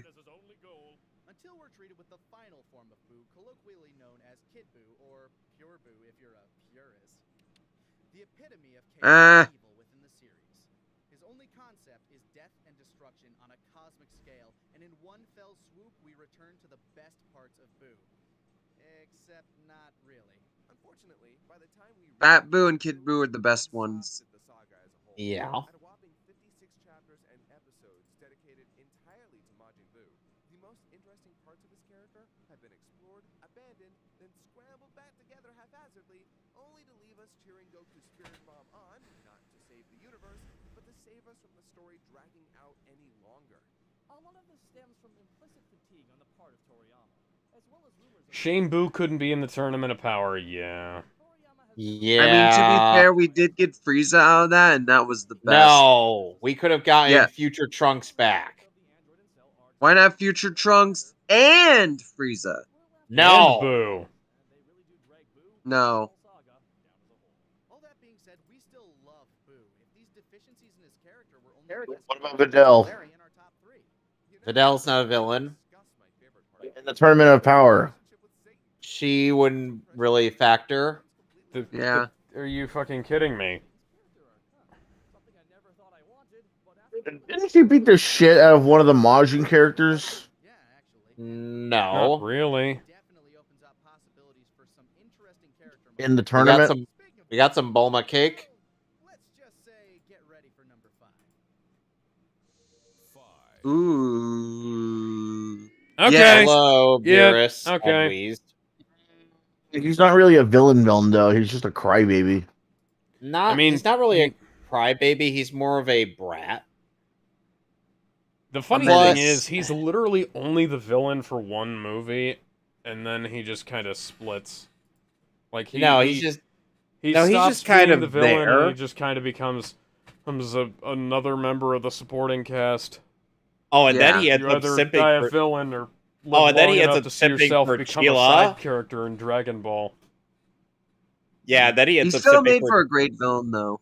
guys. Yeah, for his Beer- one movie, yeah. Beerus, the god I of wouldn't- destruction, simps for Chila. I wouldn't Yes. necessarily put him above Boo personally, but top 5. I'll sure. simp for Chila any day. Oh, Yeah, but but Broly will that's kick Bro- your ass. Yeah, but this is Beerus we're talking about. That would be an epic fight. I want to see this now. Holy shit. But Sheila would be yeah. like, "Oh God, they're fighting Sonic- over me, aren't I they?" Sonic only- 30655 says, I mean, he was just doing his job. Yeah. I will many say movies- I only agree that Beerus is above Boo because he doesn't overstay his welcome as the villain like Boo did. How many movie villains have made it into this list? Let's see. We got Hirudegarn, Cooler, Janemba, Broly, and this guy. Okay, and they're and Garlic Jr. Oh, and it's Dr. made pretty Milo. clear that they're all villains, though. So why this guy? Because He he's was technically not. the villain He in was the first clearly movie. not. He's an technically, but that's like a antagonist. He's an huge- antagonist. He's a and that's huge about it. technicality, man. Nah, it And still works. He was not going as to much of a destroy the Earth. technicality as Ultra Instinct being a transformation. That's true too. Yeah. We'll get Okay, to let's that. keep going. That's a transformation, though. That's not a villain. Put a movie villain in the top 5. Well, he's not just a movie villain. You're right, he's a movie villain post-GT. As we've said plenty of times so far, those who are familiar with our last DBCember know that Battle of Gods ranked as our #1 Dragon Ball film. Well, spoilers, I guess. Not like it had much competition. Yeah. Recurring purple god of destruction, Beerus. As previously stated in our super villains entry, we're not Which including which Beerus we're not going to care or to watch. just Battle of Gods Beerus alone. So, with that out of the way, Beerus is fucking amazing, and if you disagree with that fact, then you're wrong and probably hate Dragon Ball. Yeah. I disagree, Ho. He's a great character. I love him, but What Lanny is trying to say is our eh. version of Beerus to be in the top 5 had plenty of contributing factors. Like I said, top 5, obviously, that's pretty great, but above Boo. Yeah, I agree with Bubba Boo. Overall personality is fun. Beerus is a delight. From the moment he wakes from his 39-year-long nap to his final moments trying wasabi for the first time, we're treated to a fun, cartoon god of destruction. His expression Also, wasabi? You're putting the emphasis on the wrong syllable. he makes for an antagonist Wasabi. character than any other movie villain combined. Now, you'll notice Kaiser said antagonist. As alluded to in the supervillains entry, he's not really a villain, but more a force of conflict for Goku and friends to overcome. But considering his penchant for wholesale genocide and destruction, regardless of whether Penchant. given duty, It's he's really penchant. a good guy. At least not in the majority If you're gonna pronounce it weird correctly. and its inhabitants from existence over the smallest infraction. Including but not limited to not getting any pudding because Boo is a stingy dick. Of supreme callousness, we see it come off irritating. But the way that Beerus carries himself. He's a form of authority, millions of years old, and far more powerful than the entirety of the canon before and after. With the exception of He exterminated the dinosaurs. He can come off as effortlessly What killed the dinosaurs? Can Me! we talk about hang on, Me, can you we talk about how fuckers! Beerus- Me. Can we talk about how Beerus is based off Toriyama's cat? Yes. Sure. He is. Yeah. Believe that. put in that bitchin' arts and pizza shop. It's his job to wipe away the old so new life can emerge. As such, he's justified in his actions. We have an artisan pizza shop right next to the gas station in the next town over, and it's very strange. Because, like, it goes from hipster corner to gas stations. And there's, like, a whole bunch of hipster shit in one area, and then there's, like, 5 gas stations next door. I love how Shenron is actually visibly frightened of Beerus. Yeah. Yeah. Shenron be like, "Oh, Lord Beerus, I'm so sorry." Shinron is a simp.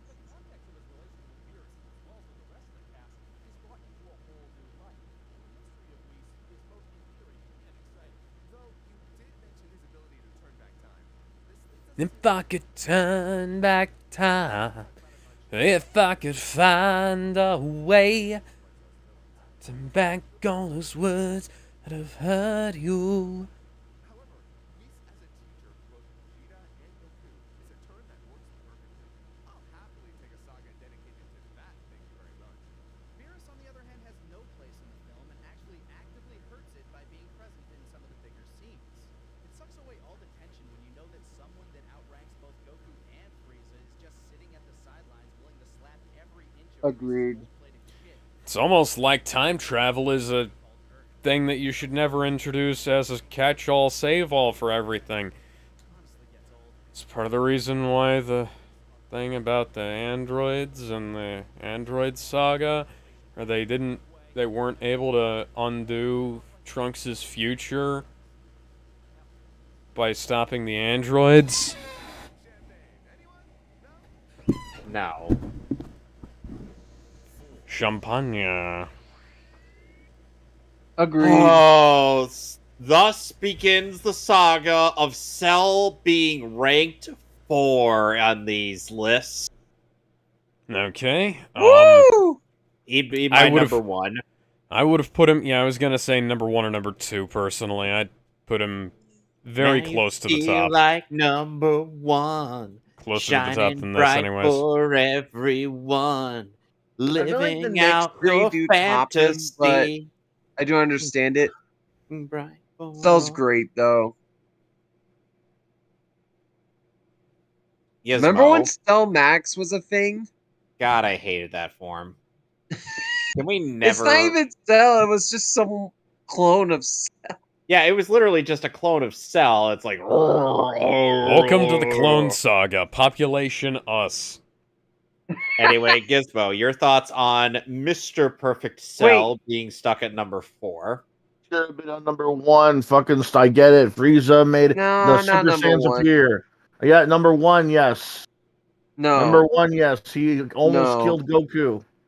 It took Gohan, someone Frieza younger, also to kill almost him. killed Goku. What the fuck are you talking about? No, Frieza practically could. Frieza was underpowered. He underestimated Saiyans the entire time. Cell, on the other hand, knew everybody was powerful enough. But that's why he went after he's number 1. That's why he went after the androids. I'd say that Cell's death was better than Frieza's because Frieza kinda agreed. Frieza kinda came back and then and like I love Frieza's death, but then he came back again. And then he wound up doing exactly like every other Dragon Ball villain who sticks around after, he and then becomes he came a member back again and got blown up by God Goku, and then he came back again and fought in the tournaments. Now fucking up the universe. He got brought back again and got killed off by Gohan with one fucking punch. In the movies. Anyway, let's get to their opinion on pull the lever, Kronk. On the most wrong ranking imaginable. No, that's not wrong. The most wrong ranking would have been putting fucking Garlic Jr. at number 1. With him 3 whole forms to review and critique. From his insidious entrance to his climactic defeat, this villain made one of the biggest impacts on the franchise, both in terms of influence and length. At 50 chapters of the manga and taking up at least why his eyes red? The entire story, he easily cements his spot in the top 4. But we know what you're thinking. How is the brilliant bioengineered baddie below the top 3? Well, let's first talk about Cell's inception. You'll never guess who they put at number 3. Is it Vegeta? Vegeta, yes, is above him, but he's not number 3. Vegeta's number 2, isn't he? Yep. Okay.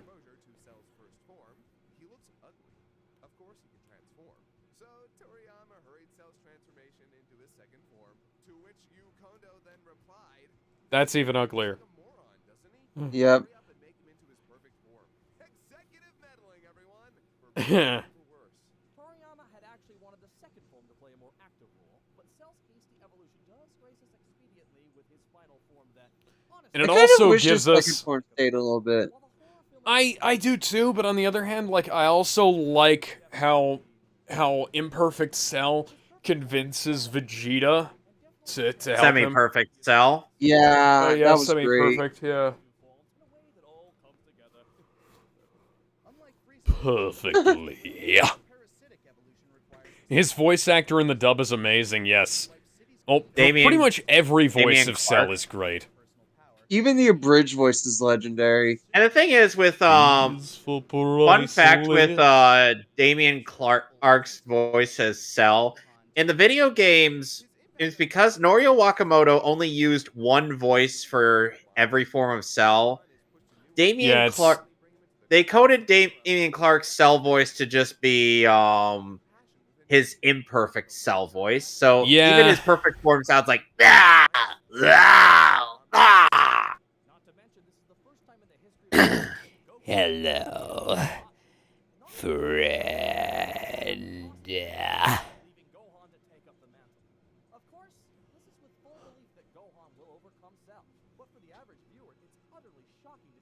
Goku believes in the him that believes in Gohan. Can we talk about how Goku gives him a fucking sensu bean like the asshole? Oh, yeah, I so hated that when I read it. Stupid. Just let Gohan go to the wolves. He'll be fine. Thinking of you, Goku. Thinking of you. And people call Super Goku stupid. That was idiotic. I mean, that was part of his plan, so it wasn't really a stupid decision. It was a bad decision, but it wasn't a part of his plan, but like it's still stupid. Yeah. Because he doesn't even realize that Gohan doesn't like fighting. He's like, oh shit, you're right. I fucked up. Ability to use other people's techniques. I mean, that's not really an ability to use other people's techniques so much as it is, Saiyan adaptation traits. Yeah. Well, that's more that the abilities were put into his DNA, so... Yeah. Yeah, but copying another person's ability in the Dragon Ball Z universe is not really an ability. Yeah, it's not unique. Everybody's stealing from each other. Work hard for it. But the Saiyans have a natural advantage in that, but everybody else just copies pretty quickly.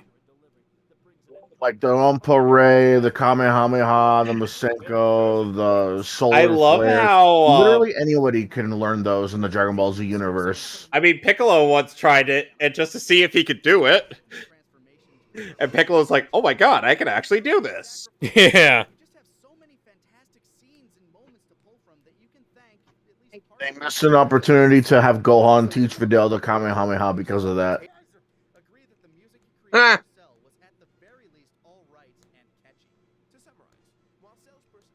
Do do do do do do do do do do do do.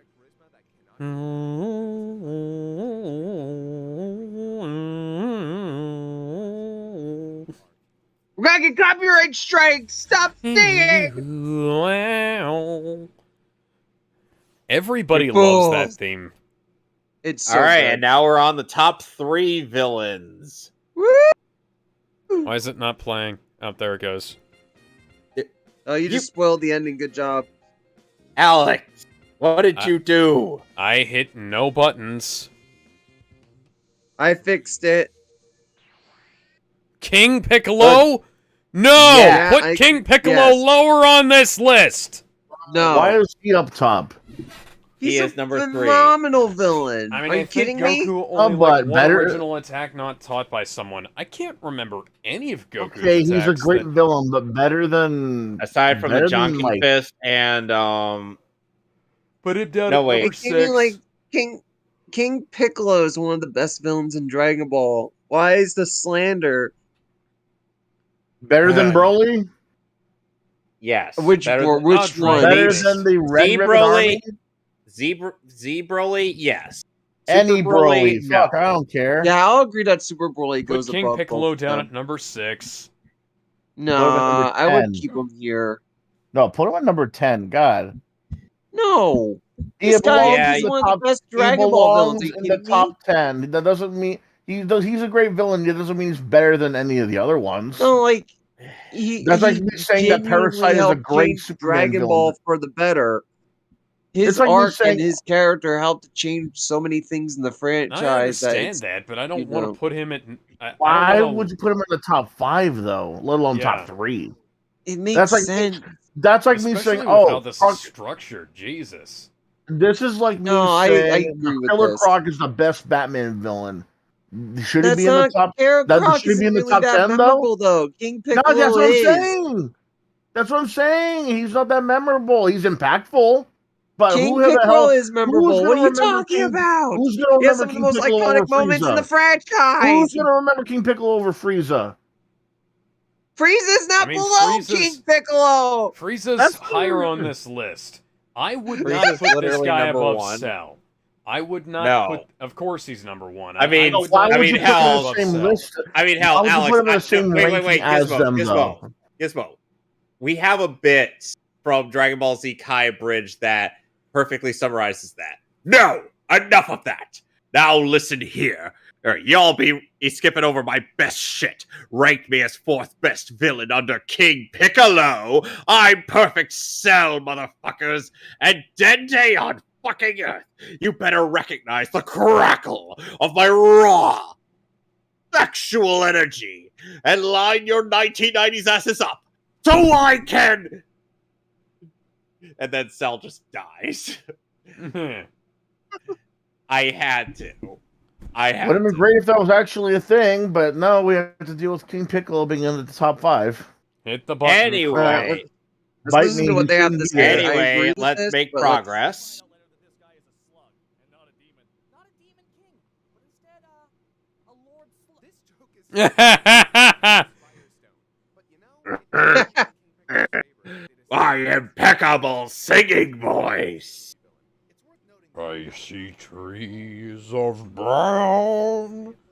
I mean, he is better than Boo and Baby. I agree. The finer qualities of each were coined in large part by the demon Namekian slug lord himself, King Piccolo.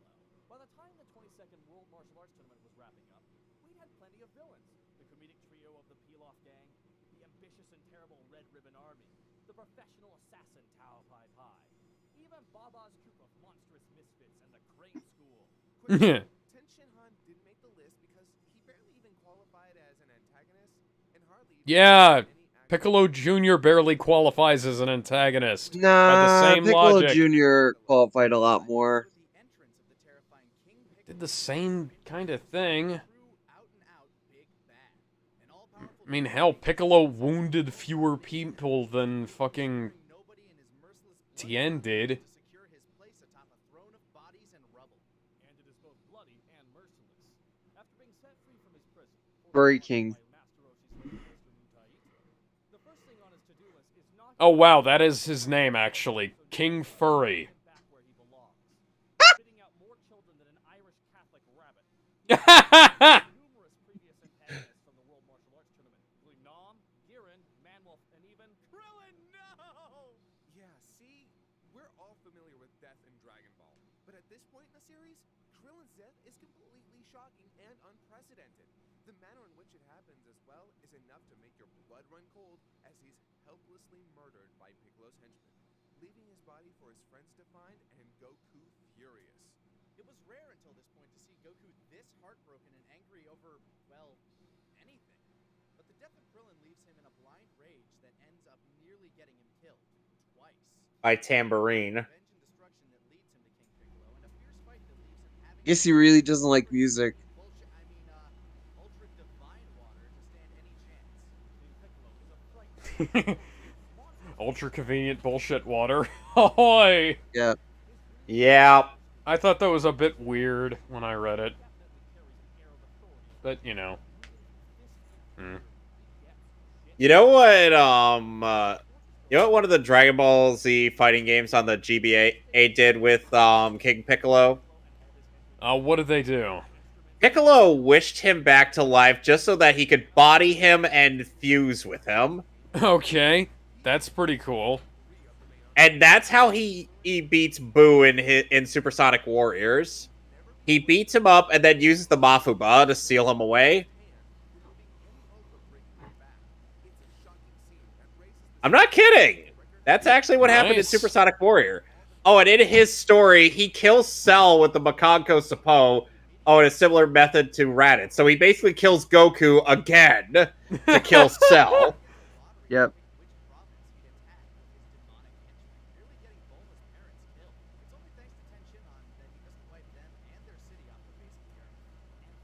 Yep.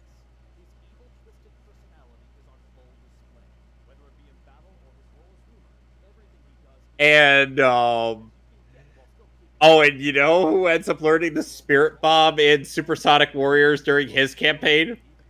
Krillin. Yep.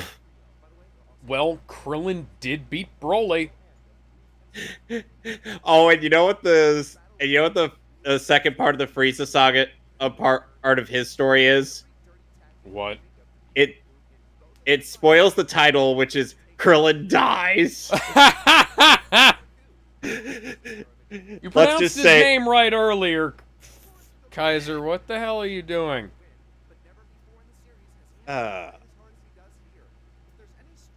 Kaiser goes back and forth between actually correct and his fake correct. But the visuals and his actions within the story do more than enough to sell him, regardless of a lack of complex motives. Some people just want to see the world burn. Piccolo is happy to provide the kerosene he matches. You could also say that his use of the Dragon Balls to wish back King instead of immortality could be a flaw, but that's arguable too. Also, the manner in which I think he just would rather be young again rather than be immortal. I mean, Yeah. he kind of basically is immortal. He just needs to be younger again. Yeah.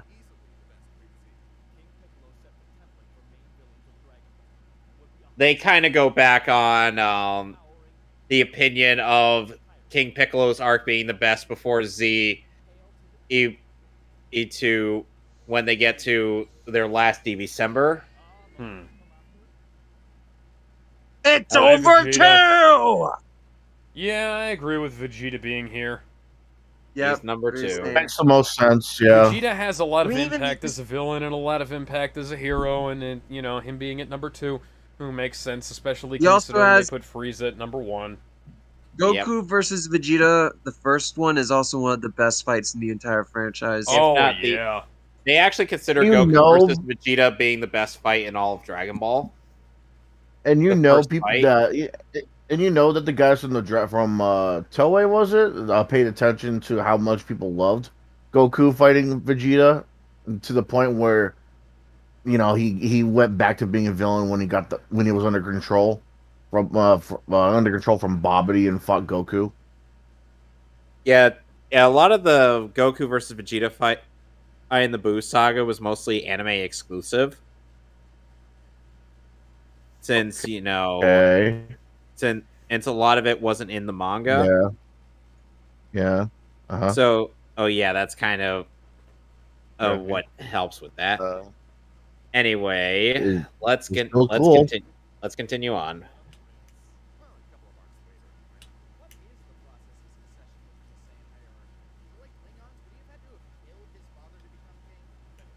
Regardless, much like a prince to a king, Prince Vegeta ranks at number 2. Barely, I might add. There's a pretty decent argument for him being numero uno, but that spot has been dominated pretty firmly by... Hey, don't spoil people, Kaiser. Of course, because who else could it be? Vegeta is a complex and Well, surprising character. you know, if you'd have left Frieza off the list, it would have been unacceptable, and this list would have been a 1 out of 24. Yeah. Via the Dragon Balls, but Goku and friends send him packing. He then goes on to be a staple for the series in a big way. While Raditz may have opened the entire world of Dragon Ball up to the introduction of monkeys in space, it was the Monkey. with his bald Monkey. that truly set things on a crazy new course. Vegeta's design is unique, and in a good way. While most characters would never be able to pull off the troll doll hair and chest-high with most of the cast, his ever-present smirk and steely eyes, accompanied by a posture and presence that just screams... He's also grown quite significantly since his first appearance. He's almost as tall. He is literally as tall as Goku now. The Super Saiyan steroids do some wonders. Yeah. Yep. Terrifying of the two. And when the Bald Bruiser has murdered his way through most of the present cast, you can only assume that Vegeta must be unstoppable. And when he does throw down with Goku, it's a marvelous battle. A Saiyan elite versus a commoner in a drag-out, no-holds-barred spectacle that pushes them both to the very brink. In a Seizure procedure. never been topped, even edging out Gohan versus Cell for many. Of course, after his loss on Earth, which took the Which is why Cell should have been higher on the list, guys. No. will continue to be a big player in the coming Namek saga. With his own selfish goals in mind, he continues the role of villain masterfully, even as an Do Re Mi Fa Beat says monkey in space. Monkey in space. sneaking around and strategically murdering his way to victory, until everything comes crashing down for him as things with Vegeta want to do. One word that is completely inseparable from Vegeta is Short Okay, now you're using 2 words. Vegeta is a proud warrior due to his own inherent strength, his status, and the race from which he hails. He is the prince of all Saiyans, and it's as intrinsic to his character as his spiky hair and affinity for tights. Which leads us straight into possibly the most defining aspect of Vegeta's character, his rivalry with Goku. While the Yep. idea of a rival for a main Yeah, the rivalry with Goku elevates Vegeta so much. Yep. It's literally a defining trait for him at this point. And now the two of them are basically best friends, and it's crazy. Like, nobody would have thought that would happen based on how things went in Dragon Ball Z originally. Hey, but now it's the greatest bromance ever. Yeah, now it's Vegeta goes to Goku goes to more counseling sessions with Vegeta than he does with his own wife. That's mostly because he gets along with his wife, largely. Mostly.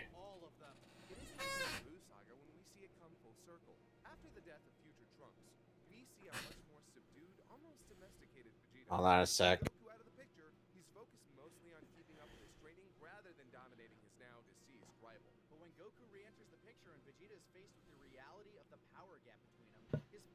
Oh, my mom found my phone.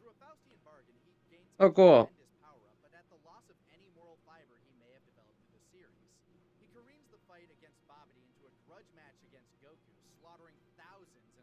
Oh, that was a great bit. I love that shot so much. Yeah, if only this the fight were music more... in the Falconer version was amazing. Yep. Agreed.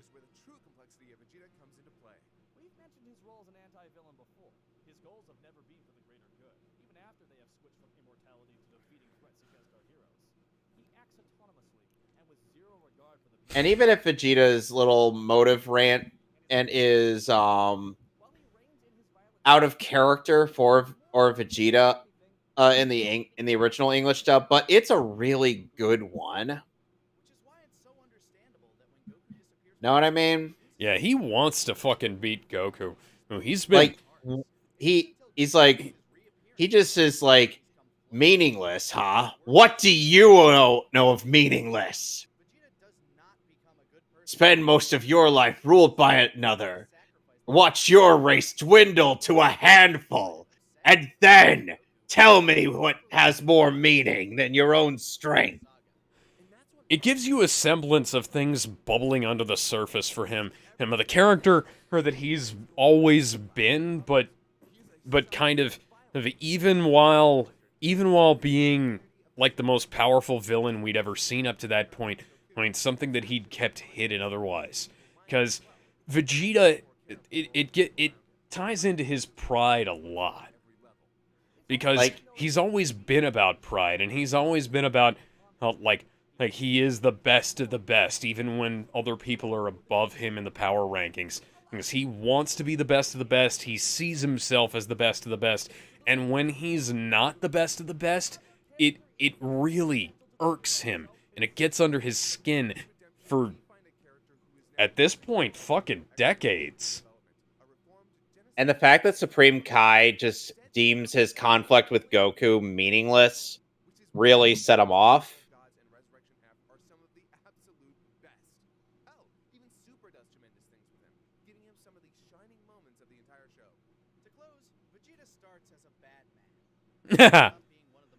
I love that shirt. Fran actually has that shirt. I need to get that shirt. I have the length of hair to do the spike. I don't know if there's enough hair gel in my entire state to make that look work. That guy barely counts. Yamcha, hi. Why is the music so loud? Jesus Christ, my ears! My ears! Lord Slug. Android 13. I would have put 13 in my brain. Android Why is 17. Super 17 here? Cell Juniors. Okay. Deborah. The Spopovich. Okay. The Snipers from the Boo Saga. What? Why are... I love this joke. I love this joke. Finally, representation for the greatest Dragon Ball villain ever made. Monster Carrot. Of course. Oh my god! I just it's realized Monster Carrot. Oh, else he got did you killed expect? twice in this whole. He's one of the few guys that got killed twice in the whole franchise. Dude, literally, he was stuck on the moon because of Goku. Master Roshi blows up the moon. It's off screen back to life. Then it gets blown up again by Piccolo. So Monster Carrot has died twice in this whole show. Actually, there's a shot of him and the rest of his gang floating through space, so they're not dead. Apparently, you can just breathe in space in Dragon Ball. Actually, in the Dragon Ball Super manga, we do see him on the moon, like in one of the off panels. So they are still there. They just float around in space whenever it gets destroyed. Oh, they brought back the moon again. Hit the button. Gizmo, your thoughts on this joke pick. Go. Yeah. I already gave my thoughts. Hit him. I think Gizmo. I don't think it was that funny. Anyway. That's boring. Look like sheep to you? No, it's Monster. Points in favor. 1, look at his design. Shades, baller, suit, red, purple, and baby poop green. 2, he could turn people into carrots. That's terrifying. How can you beat him if you're a carrot? Overload him with vitamin A, give him tooth decay with excess sugar. Unless your name starts with a B and ends with Ed Gito, get the out of here. 3, he's a mob boss. He'll put a hit on your ass if he doesn't see to your demise himself. 4, he makes mochi on the moon. That's points against nothing. Monster Carrot's the best. Now he's out to go make 1,000,000 bunny babies and take over the world. DBCember out.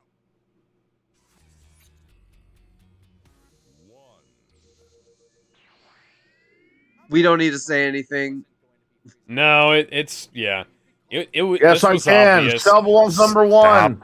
Stop playing the one, Kikuchi so score in the background. This is the worst track in the entire soundtrack, except for that one that had all the stupid bleepy bloopy and Super Nintendo synth in it. Sorry about that. I'm back. Yeah, Kaiser, stop playing the second worst track in the soundtrack. Please stop it.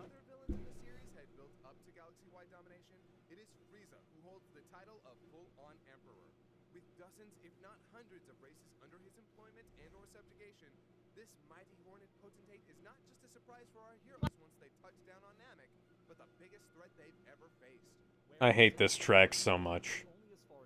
I like it. It plays during the Super Saiyan transformation, therefore it is not good. In the Japanese version. Alright. Once that, compose a new soundtrack for the Super Saiyan transformation, or maybe a recurring motif that could be used at different key moments throughout the series. Fuck you, we're going to use the same music we've had since, like, the earliest stages of Dragon Ball Z. And this song played when Goku was flying back on the fucking Snake Way to try and get it. save... Let's listen to what they have to say, please.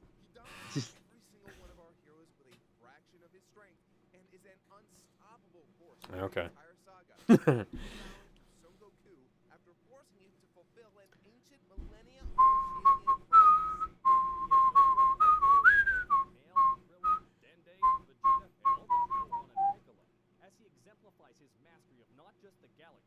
Technically, he did kill Piccolo in Resurrection F Anime Edition. Not really. Nobody cares. Yes, he killed Nobody cares. Piccolo in that one. Nobody cares. I like that theme. Yep. Maximum the hormone. Sonic30655 says, while I love Christopher Ayers, Linda Young's Frieza will always be close to my heart. Linda Young's Frieza early on sounds pretty good, but like as time's gone on and I've gone off more, especially like for like I said, for Final Form Frieza, it sounds terrible.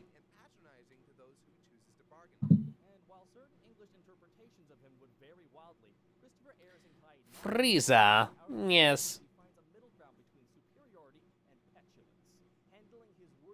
Chris as Frieza is phenomenal. Which was inspired by which? Is it Chris Ayres' Frieza or Little Karibo's Frieza?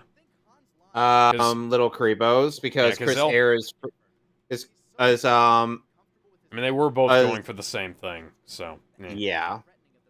But Martin Billini's Frieza debuted before Ayres. Oh, how I do love Martin Billini's Frieza. Too bad he's a douchebag. It's quite close to his Marikishta, but it's higher pitched and a bit more nasally, whereas Marik tends to be more down here, whereas Frieza's up here. As the late great Chris Ayres would say. Yep. And my preference for Frieza voices has everything to do with the fact that Chris Ayres and Little Karibo's Friezas are the ones I can do, whereas Linda Young's is one that I can't. You key itchy. Linda Young's Frieza sounds a lot like Rita Repulsa to me. 10,000 years, I am free! It's time to conquer Earth! After 10,000 years, I'm free. It's time to conquer Namek. And then I can... You know, Frieza would actually be a pretty good voice for the Joker. But I prefer going for a little bit of that Mark Hamill growly edge. Do Re Mi Fa Beat says, Maximum the Hormone is amazing, I love them so much. Yeah, that is also a metal as fuck name. Diamond Boo would have been better than Gold Frieza. But the overall point is, it's all about Frieza. No other villain in the series has a comeback like this, perhaps the exception of Vegeta. And while the comeback is lame. Yeah. Frieza did everything bigger, from his film to his empire. Hell, his power level was so big that they stopped even talking about them after he died. He would then go on to be a measure. Not that that would stop the video games, the fan base, or the wiki. Or the source books. Slimy, delightfully evil demeanor to his unfathomable strength to his unique, ever-changing design, Frieza locks himself into the #1 slot on our list, and in our hearts. All hail Lord Frieza! May his reign be long and... Well, this has been DBCember. thanks once again for joining us on this journey of things we love and tolerate about Dragon Ball. There's no end in sight for this franchise as Super enters the Universe Survival arc next year, and we're excited to see where the franchise will go. And you can expect us to follow each and every step along the way. Leave your And we're gonna skip right to top 24 video games. Yeah. Hey there, folks. Okay, before we get into this, how many of the video games have we actually played? Okay, let me think. I played Budokai 1 and 3, Budokai Tetsuya Budokai 2 and 3, both Xenoverses, that one action RPG, the one with the first appearance of Super Saiyan God. The one, Battle of Z, is that what it's called? Battle of Z is not an of Z. RPG. No, it's not an RPG. It's a That's a fighting game. Yeah, it's a fighting No, that game. was not a fighting game. It was. Yeah, it was. No, it was not. Yes, it was. I've No, played we'll it. get to Xeno- that. It was not. Xenoverse is an RPG, Ben. And Yeah, that was an Battle- action RPG fighting game kind of hybrid. Battle Z was not a fighting game. Battle of Z It was was. a fighting game. Notice Kakarot and Fighters it weren't was fully not. out yet. No, they were It not. is on the Wikipedia page that Battle of Z is a fighting game. The wiki is wrong. It's not even close. Then It's a calm your one-on-one fighter. It's not what? No, that's not a one-on-one fighter. Are you fucking kidding me? Beat says it is an RPG. We'll get to that. I haven't played Yeah. 24 Dragon We'll actually Ball get- games. We'll actually get to Battle of Z is actually on this list. Hold up, Okay. yeah, they're right. Battle of Z is a fighting game. No, Eddie, it's not. See, I'm looking at I've the been- footage right here. hit the button. Hit the button. I'm Yes. literally looking at the Wikipedia right now. It's this action role-playing fighting game. Yep. Oh, nice Iron Maiden shirt. It's Kieran. Appreciate the never joke. I'm sorry, dude. That's what the people want, not me. These Eh. past few years, we've celebrated our favorite moments. By the way, Nick has a Sancho plushie on his shoulder. Because what's better than watching your favorite moments? It's playing them. It's no secret that we're all huge gaming fans here. That's a reference to the Nuzlocke run. To our video game antics on TFS Gaming. Who better to bring in for a retrospective countdown of Dragon Ball video games? Is that the One Ring? I don't know. Thanks for having me, dudes. I'm really excited about this one. As long as there's been Dragon Ball, there's been Dragon Ball games. Dragon Ball boasts one of the largest video game franchises on the market. Yes, it does. All the way back to 1986. I was a weak ninja in my dad's eye. And a wee sperm floating in his testicles. Baffling just how many Dragon Ball games there are. In America, we didn't really start seeing them come out until the late 90s, but sweet baby Jesus, there are so many Dragon Ball games.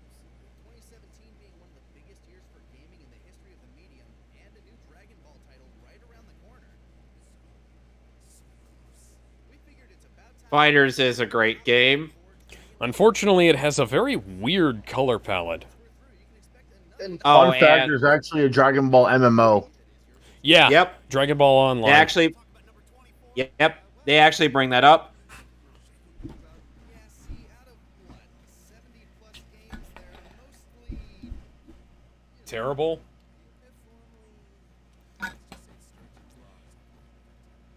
Yeah, Sturgeon's Law. 90% of everything is trash. And to anybody who complains that Sturgeon's Law is some kind of cope, you do not math. This spare you 12 days of us basically saying it's a raging dumpster fire, but fans of the series, etc., etc. Most of the Super Nintendo fighters were pretty good. Yeah. This game was considered with a few questions in mind. How well does it play? How does the game represent or interpret Dragon Ball? How memorable was our time with it? The PSP games better be on here. Is it fun? I don't know if I don't know if Shin Budokai will be on here, but we'll The find out. fuck? Also, we'll only be including one game per franchise, so only the best of the Budokai, Raging Blast, and Tenkaichi titles will be making it in to help shine the Lame! Lame, lame, lame, lame, lame, lame, lame, lame, lame, lame, lame, lame, lame, lame. So Alex, What's are lame? you role playing as Syndrome? Yes. So we'll expect you to be voiced by Jason Lee. Yeah. Yeah, that's who would play me in a Hollywood movie. If Jason Lee was approximately 30 years younger. All right, who did you contact? But seriously, if Shin Budokai, they have more than enough space for 24 pretty good games on here. Yeah, but now we're gonna speed run through the first 12. Hello and welcome to our first installment of DBCember. We're counting down. One per franchise. Fuck you. We want to get right to the good stuff, which means we're gonna It makes sense though. No, it doesn't. It kind of Because- does, man. No, because you have Budokai 3 and Shin Budokai Another Road, and both of those are good. Ultimate Battle 22. No, this game does not deserve to be on this list. Hey, is that the one like with the it. I pre-drawn like this sprites? game. Yes. I like this game. Very, very weird to control, man. You I need to played this input on a the- cheat Yeah, it's code not just to very get good. the Dude, I other played this on an characters emulator, in this man. It's game. really weird.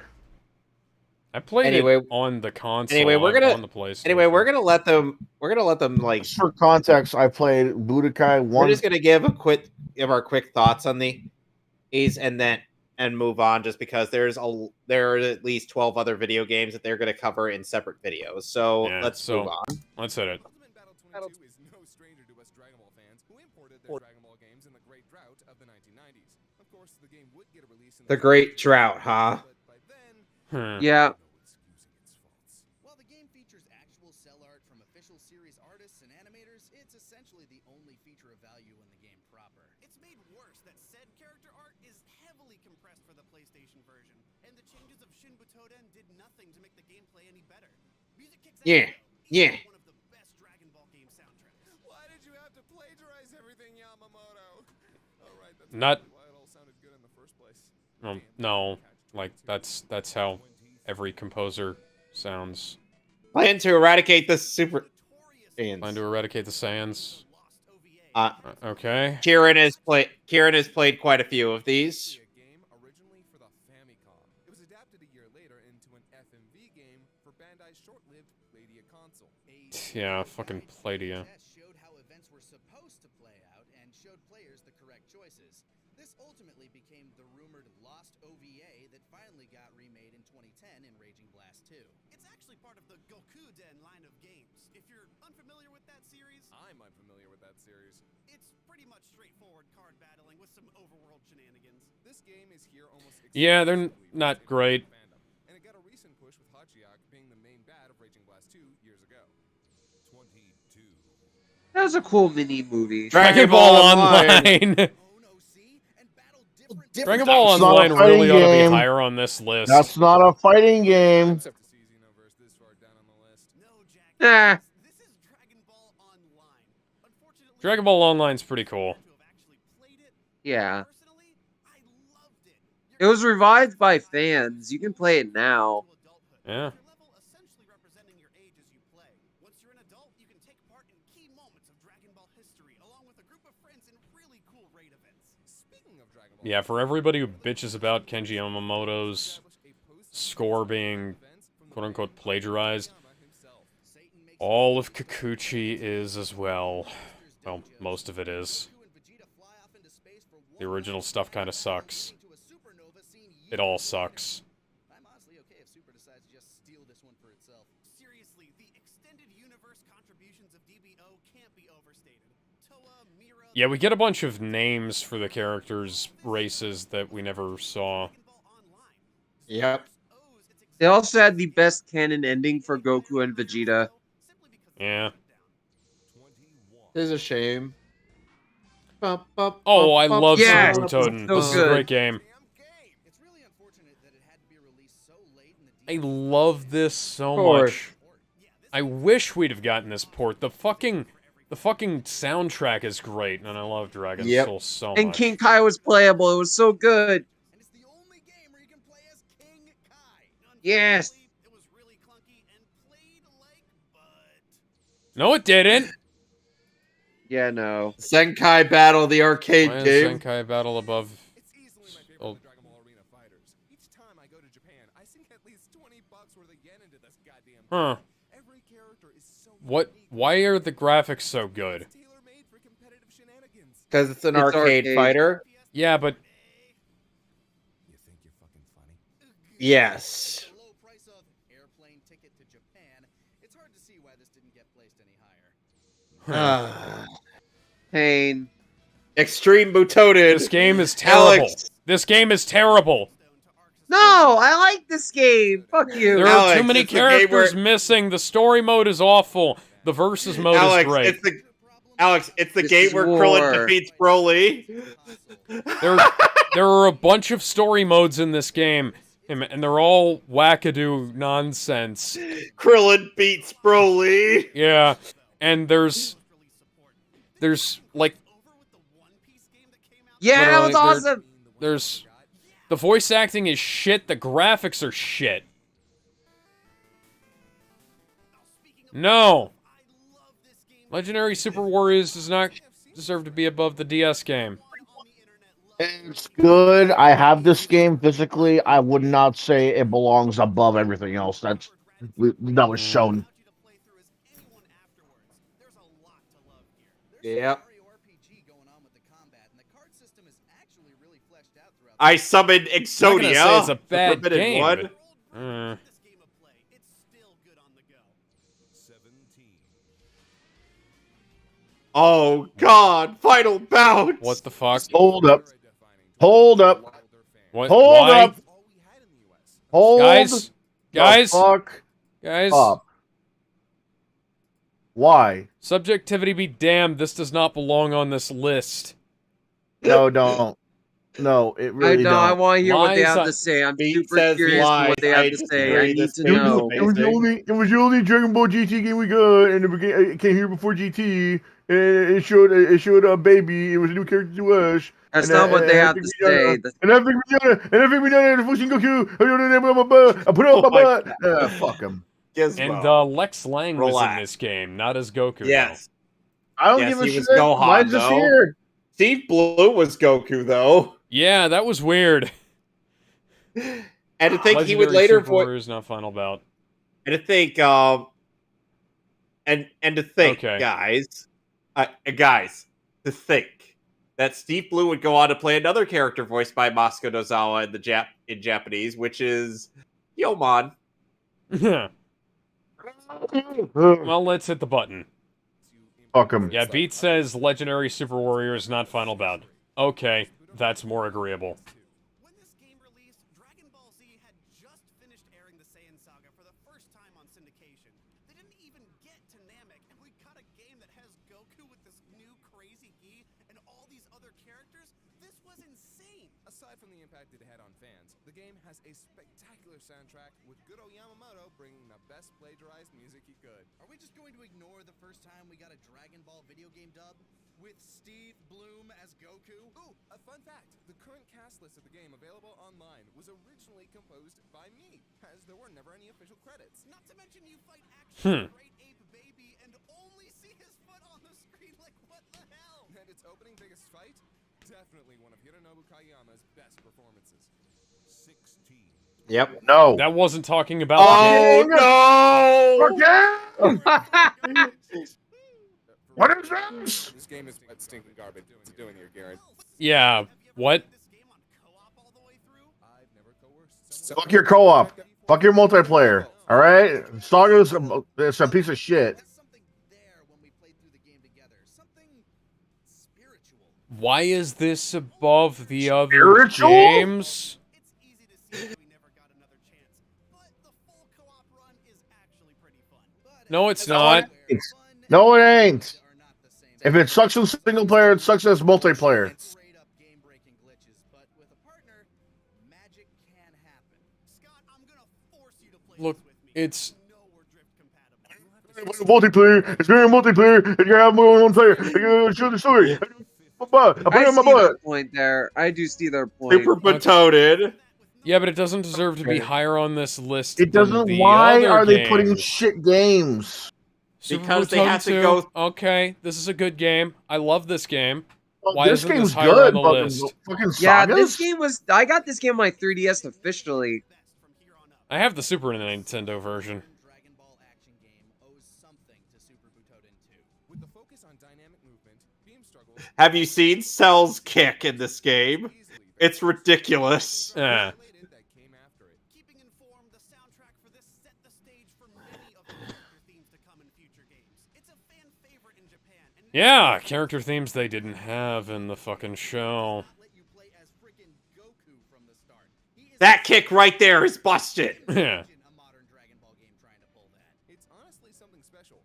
It even recently got re-released on the 3DS Virtual Store with copies of Fusions. if you haven't played Super Butoden Yep. 2, Yep, I got that. The only reason to buy Fusions. No, Fusions was great. Fuck you. I haven't played Fusions. Now we're But on why are you Hyper dissing Dimension. it? Because I'm trying to be provocative. Ah, shit, son.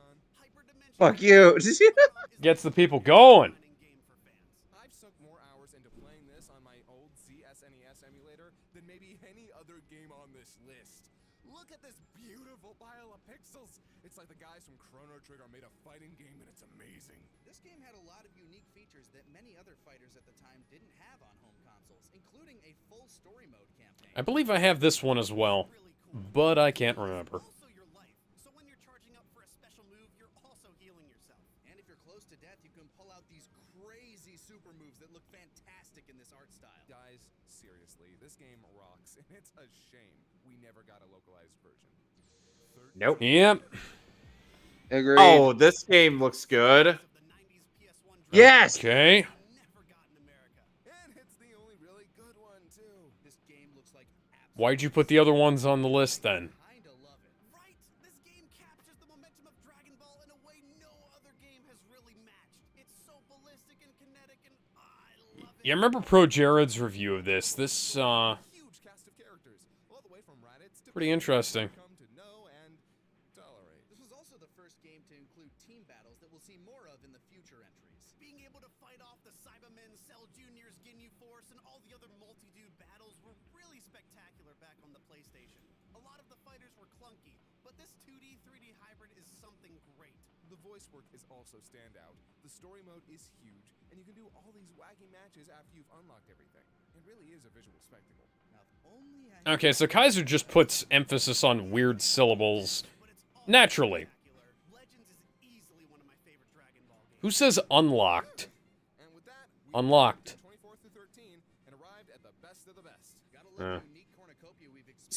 Best of the best? You put Sagas on the damn list. Yeah. And not at number 24.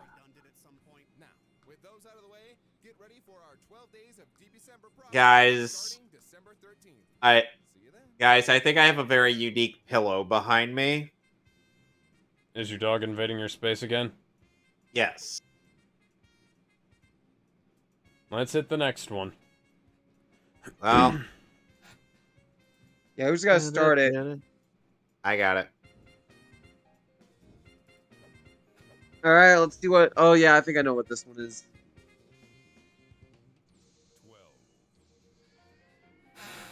Xenoverse?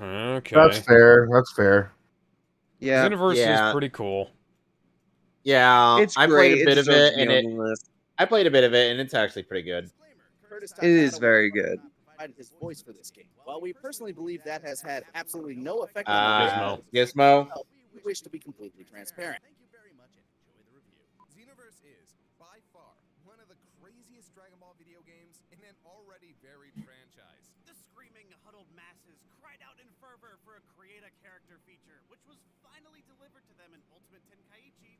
However, The screaming, huddled masses wanted an actual game, not rock, paper, science. With series veteran Dimps, known for their work on the Budokai series and Final Bout, but we all make mistakes, back then, many were excited for this game. More than just pedigree. Dragon Ball Xenoverse sets up the player as the hero of time, a divine savior brought forth from a wish upon Shenron to fix all the Dumpling. going on. Bura's smoking hot sister and a few other deadly demon dudes are road tripping through time, wreaking havoc, and it's up to your very own original character. Oh God, that stare! Look at it. Reminder that you are canon to Dragon Ball. We are canon.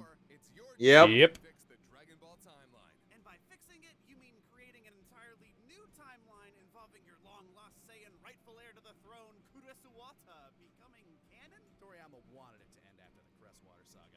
Yeah. Nah, the Dragon Balls were the journey, guys. Truthfully, it does offer a refreshing new take on the franchise, which is good for those of us that have been sick of playing Braddock's and Boo and everything in between over and over again. Yeah, I remember those days. Bura's kinfolk would make for such a charming, enjoyable experience. Anyone familiar with the Dragon Ball Online universe was so excited to see Toa, Mira, and other elements taken from it, including Time Patrol Trunks.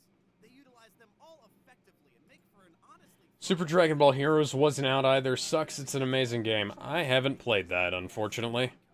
While the first playthrough can be all of what we said, it can Bakanko Sapo. mercilessly Solar Flare. button mashing and unforgivable RNG, constantly hoping your numbers are big enough to beat your opponents. Kind of like actual Dragon Ball, actually. Look at Dumpling, Alex. I love it. Plenty of what could be awesome, crazy clashes of superpowers into long, arduous, drag-out fights that you might not even be rewarded for. Hopefully, the third game revamps it a bit. The reward system is terribad. You're required to fulfill special conditions for quests, and if you were an exceptionally good boy that year, maybe a special God, that was so bad in the first game. when you fight Frieza. Then, after you beat him, maybe you'll get the Super Vegeta skill. You know, Pluto and you're a Sagittarius, and I swear, I spent 3 hours on one mission to get that skill alone. Sure, but how long did Vegeta spend blowing up meteors to get that? Yeah, probably less time, so. There's nothing spectacular about it with the exception of its huge roster of moves and characters. It's essentially the system already well implemented in the Raging Blast and Tenkaichi series, but that's not the reason it made it so high on the list. The beginning, you're jumping between iconic matches, witnessing events firsthand, all the way to Demigra invading Toki Toki City, all the while getting to experience it as your own creation. The feel of it is undeniably special. Xenoverse 1 makes your original character feel integral despite spending your downtime Yep, around that's the true. laboratories. And the ending is a high note. The post-game also features plenty of fun what-if battles too, and lots of potential enjoyable side quests. It's also packed to the brim with That solid final mission with Easter eggs, Baby a plethora of 17 and fascinating Omega conversations, though and can our suck my favorite dick. scene. Yeah. Xenoverse 1.5 does add new moves. Eric Vale actually was just like, people have been talking to me on Twitter about this. What happened?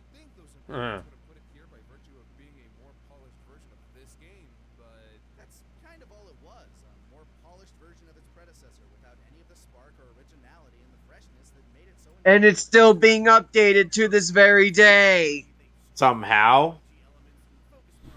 It will never fucking die. Combination about as tantalizing as pizza and ice cream, and I mean like Domino's and Bluebell. Oh, come on. Yep. Won't give you listeria. Dude, that's totally gonna be my OC's name in Xenoverse 3. By the way, make sure to check out our playthroughs of Xenoverse 1 and 2 on our gaming channel. No. I might do that at some point. What? Who did that? Not me. I switched it back though. Okay, that was weird. 11. Advanced Adventure. Coming at you with that OG Dragon Yes, this is such a good game. idea you had even played this game until we started working on this. Yeah. As far as the Dragon Ball games go, it's one of the most underrated on the list, and I don't use that word lightly. An original. Okay, Alex, how did you feel about this? Game Boy Advanced? I don't believe you. Yeah, Dragon Ball proper never really hit in the States like its successor. Alex? Even though that's total bullshit, it's easily I haven't played this game. Gizmo? I played this game on emulator once, and that's it. I think this is pretty good, though. Okay, then. Starts off simply, arguably unfairly, giving the impression of being a generic, nostalgia-baiting franchise cash-in. This game is packed full of fantastic holes. Chow's. The game chronicles Goku's adventure from meeting Bulma Goko. Guess they were a little taxed to make a separate sprite sheet for a full-grown Goku. Hell no. I think they just felt like it was a natural cutoff point because holy cow, does this game feature a wide range of enemies, abilities, and better yet, playable characters. And that's right, you're not locked into Goku. You can rock the dragon as over 15 different playable characters, most of them bosses or enemies you fight in the game. And the sprite work is phenomenal. It's awesome too, because you have 3 different types of play modes: platforming, flying Nimbus, and 1v1 battles that basically turn it into a 2D fight. And if you want, you and a friend can go head-to-head in versus mode. Which is mostly butt mashing nonsense, but that's right. It's also packed Yep. to the brim with cute little items and references to the original series, diverse level layouts, and so much love and attention paid to it every step of the way. Not that I would know, as I've never really played it. And that's just awful. If you at home share the same shameful, despicable problem, harsh, we highly recommend you get yourself a copy and take yourself back to your childhood, or whatever time it was when you watched the original Dragon Ball. And if they haven't watched the original Dragon Ball, Then they're literal trash people. You mean today? Oh, because I care. Yeah. No, you know. Scott, if you cared, I think a lot of things would be different.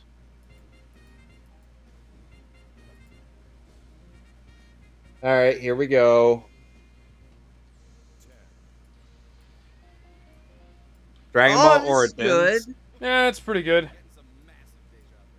Yeah, Dragon Ball kind of got a ton of games in the 2000s that were all critically acclaimed, but didn't exactly break out with audiences. Yeah. Yeah. No exception, releasing for the Nintendo DS. And with that step onto the DS, a step into the third dimension.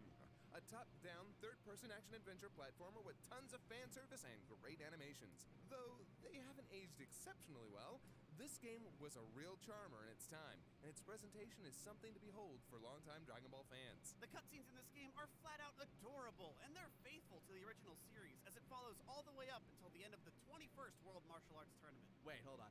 It only covers the first 26 episodes? Yeah, when you take a step up from traditional 2D sprites into full-on 3D, expect a little less of the story to be covered, at least at first. It's still a decently long game, added dimension allows for a lot of exploration, collectibles, and terrific presentation. Unfortunately, its sequel that released in 2010 didn't really do enough to improve the gameplay, which is honestly a bit rocky in places, and while it does dive deeper into the I remember downloading a demo for this game on my Wii. It was actually pretty good. 7. What? It's been 7 years. Fuck off. Interestingly enough, these games are essentially pseudo-prequels for the Revenge of King Piccolo game for the Wii, despite being released in between one I have Revenge of King Piccolo on the Wii. Oh, cool. deserve a spot on this list for helping vary things up from the onslaught of traditional and arena fighters that dominated. Oh my god, I'm married. I have a house. Yep. Midlife crisis anytime now. Wait, that wasn't Dragon Ball Z abridged? If you've still got your DS and want to experience the warm, cheerful energy of the original Dragon Ball again, this game is Statistically speaking, everybody still has their DS. I have my don't. 3DS. Everybody yes, I has. have. Mine Everybody broke. statistically speaking, everybody has like 5 DSs. They're just, being given out. Mine broke. Attack of the Saiyans. Attack of the Saiyans. I like this one. Yeah, Yeah, this, this is is a a great really- one. There was supposedly going to be a sequel that would cover the Frieza saga, but it never. But this game didn't never got sell well successful. enough to do it, sadly. Yeah. A full-on Dragon Ball traditional RPG in the form of Attack of the Saiyans. Dragon Ball isn't a franchise known. Oh, by the way, Attack of the Saiyans is actually another game where you could beat up Broly as any of the Saiyan saga characters. Yeah. It's rare to see a traditional RPG in all its turn-based glory. This could very well be considered the first since the Super Gokuden series back in 1995, unless you count the card-based games. Or the mobile series that was released for phones in Japan. Oh yeah? How are those? What's the Japanese word for shovelware? Kasuge. From the 21st Tenkaichi Budokai. Doggone Bow. Ooh. And runs through until, well, the Attack of the Saiyans, of course. Like most Dragon Ball RPGs, they find plenty of fodder enemies and game-only side quests to pad out the story, so you're not blazing through the story too quickly. This game Yeah. is definitely high up there in terms of presentation, gameplay, and overall enjoyability. With its beautiful in-battle sprite work, simple but intuitive combat, a system focused on chain combos, dodging, and a rage gauge that initiates sparking mode, so you may dazzle and destroy. Hikaru kuoskina can fly away. Pad things out are irreverent enough to Karada ju ni hirokaru panorama. exactly what this game delivers. Though the music is less than stellar, it never lives up to the to bob your head to or hum after you've set the game down. But really, the biggest knock against it is that it's only really special because it's Dragon Ball, a series that, as we've said before, is not saturated with traditional RPGs, and especially not in the West. Hardcore fans of the genre will get a kick out of it, and Dragon Ball fans who aren't familiar with it may find themselves playing a pretty effective gateway game. But if you're looking for something truly original and innovative, You may want to look somewhere else. Like Dragon Ball Fusions. Kaiser, spoilers! Sorry. Guess I shouldn't mention that Broly's in the game either. Depends. This is a Dragon Ball game made after 2008? Yes. Then you're fine. It's kind of a shame we never got a sequel to this. I'd love to see the kind of adventure you could have staving off creatures and Frieza soldiers on Namek, or battling a secret army of Jiro's androids. Well, the fact that they didn't sequel or Fusion sequel? Which would you make it a Fighter Z? Yeah. The fact that they didn't make an Attack of the Saiyans sequel is kind of stupid. It is, but So many it bombed, wasted so- opportunities. Yeah. Just so you know, that super knockoff versus that's advertised in one of that annotation, it's only worth it literally if you have other people to play it with. It's stuck as Right. a single player game. Super Dragon Ball Z. No, this I have this. It's game really is good. okay, but this It's game really is not. good. Basically, it is it's Dragon Ball Z with Street Fighter physics. Yeah. Yeah, it's This a is- Street this game's Fighter game with great. Dragon Ball characters, and it's Really pretty good. good, but I would not put it above the last. By the way, few this is games the we've only had on the game list. where you get to play as Chi-Chi from the 23rd World Martial Arts Tournament. Yeah. Yeah, and the only Literally one the where only you can- one. The only one you also get to give. Also, unfortunately, Trunks. despite the name, this is not on the Super Nintendo. No, it's for the PS2. Yep. As the PS2 logo suggests. A good game. Laney, I understand. Filthy casual. You can't appreciate a deep, polished, and traditional fighting engine. I'll give it one of those. But I, an intellectual, shall elaborate on the true greatness that is Super Dragon Ball Z. You get to play as Chi-Chi from the 21st Tenkaichi Budokai. Boom, done, pack it up, and let's get to number 7. I will also give it that. Listen, this game caught a lot of flack back in 2007 for reasons that, frankly, missed the entire point of the game and the quality it brought to the franchise. It's easily one of the most fleshed out and technically competent Dragon Ball fighting games to date. Chi-Chi versus Cell. Come on. Nah. With the fucking fan. It was directed by freaking Akira Nishitani. You know, one of the 2 dudes that made goddamn Street Fighter 2. It's all well and good to have a pedigree behind it, but filthy casuals like myself actually found it harder to control than its peers, in a way that actually just feels stiff. One of the huge draws of Dragon Ball video games is that they let you live out the fast-paced and exciting battles that we grew up with. When you turn down the speed and turn up the technical aspect, it becomes less Dragon Ball and more, I don't know, Tobal number 1? Shout out to the 10 magnificent people in the comments who got that. And with such a I got it. difficult to go back after the Budokai series had given us so many different characters to play with. Combine that with the somewhat lackluster release it got, and you got a game that honestly stands out like a black sheep. Heck, it's so middling for reviewers. X-Play's entire review for it was a farce about a dysfunctional family of robots breaking down. Era X-Play, nothing after Tech TV counts. But anyone with a real love for fighting games will find their itch being scratched here. This is the real deal. Referencing old internet shit there. Honest to God balance. All the good shit that most Dragon Ball fighting games have trouble implementing. Once you've mastered the controls and gotten a feel for each character, I assure you that speed and flow will follow as your matches become a real test of skill. It's a shame there wasn't a huge scene for this game because it's really a treat to see some high-level play. Honestly, just seeing it in motion is something special. The whole manga aesthetic is so beautiful here, matching the colors and design beautifully, as if the anime never existed. Look, this isn't my game. It's on here because of you guys, but at the very least I can respect that it's a competently made fighter, and the visuals really do pop. It also features a redesign of Mecha Frieza by Akira Toriyama himself, while silly and over the top, has bundles of Mhm. And while its roster It's is great. limited, it does feature some deep cuts. They had Chi-Chi in there before anyone else, and if I'm correct, which if you've met me, of course I am, the only one game Uh-huh. that featured Chi-Chi from the 21st World Martial Arts Tournament as a character. And in the Japanese version, they had some techno remixes of Kikuchi's score. I know that only matters to me, but thank you, Kikuchi for life. All in all, No. if you're a hardcore Dragon Ball and fighting game fan, perhaps you'll get sucked into the same dimension as Kieran and Kaiser have fallen into. As for me, I'm more excited about our next pick. Tell me Legacy of Goku is on here somewhere. Yes, it is. Yes. One though, it better be Boost Fury, man, because the first one was bullshit. The first game was shit. Why are we skipping through them? Yeah, I don't know who keeps doing We're on that. number 7 now. 7. We skipped number 6. Ooh, yeah, this one. Oh, 6 was Super DBZ. Okay. This one is a very, very odd one. Yeah, okay, so I gotta... Hang on. Hang on! Please, stop playing the game. Okay. It's 7. We're on number 7. Okay, so Super DBZ was 6, right? No. Okay, we skipped... Super DBC was number 8. Oh, okay, okay. So it glitched out there, so I couldn't see what the hell was going on. Raging Blast 2 is weird. Yeah, it's I weird, like but I it. really like it. Same. Kind of like Injustice would. Every character has Injustice is awful. traits can be wrong in the middle of combat. None of them are all too elaborate, and that's a benefit.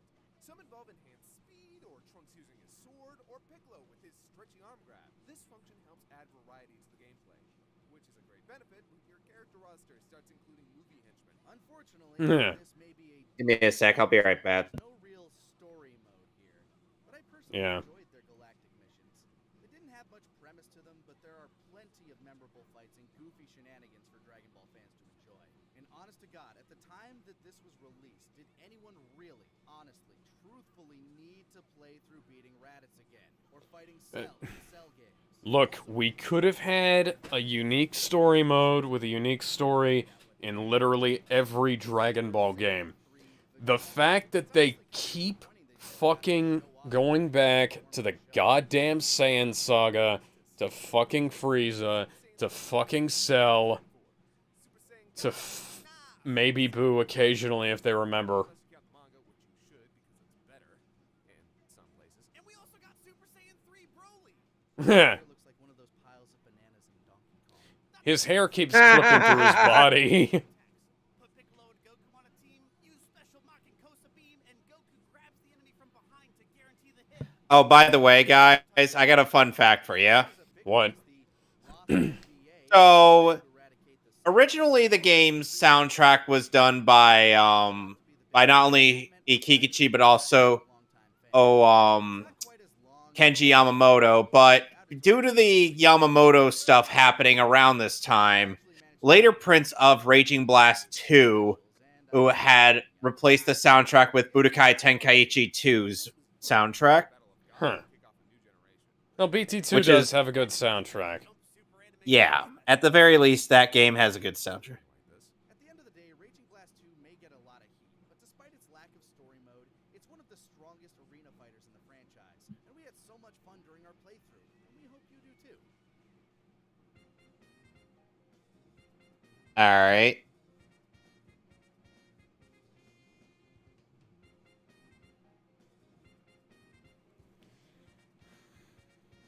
Time to get to number 6. Oh, come on, it glitched again. And now it's at number 5. Okay, back to 6. Watch together. It fucking sucks. There it is. Huh. This is like Budokai Tenkaichi. I told you it's not fighter. Yeah. Somehow I remember this being a 2D fighting game. By the way, this is And all of you Flo's doubted version. me. By the way, this is Flo's version of Shala Head Shala, I don't like it much. which is also reused for Xenoverse's intro. And is the ending theme of Battle of Gods. I like this song, but I still prefer Hironobu Kageyama's. Yeah, especially one of the, he did a live version not too long ago that sounds pretty good, too.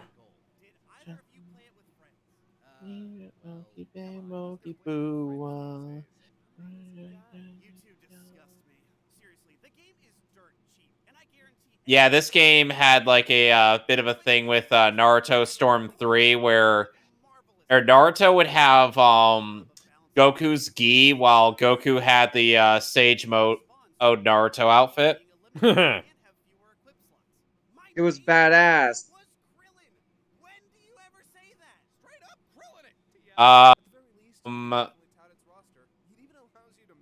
Fighters actually has been maining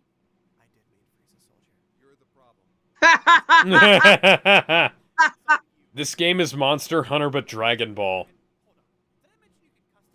That's what Beat just said. and it's fun. Yes.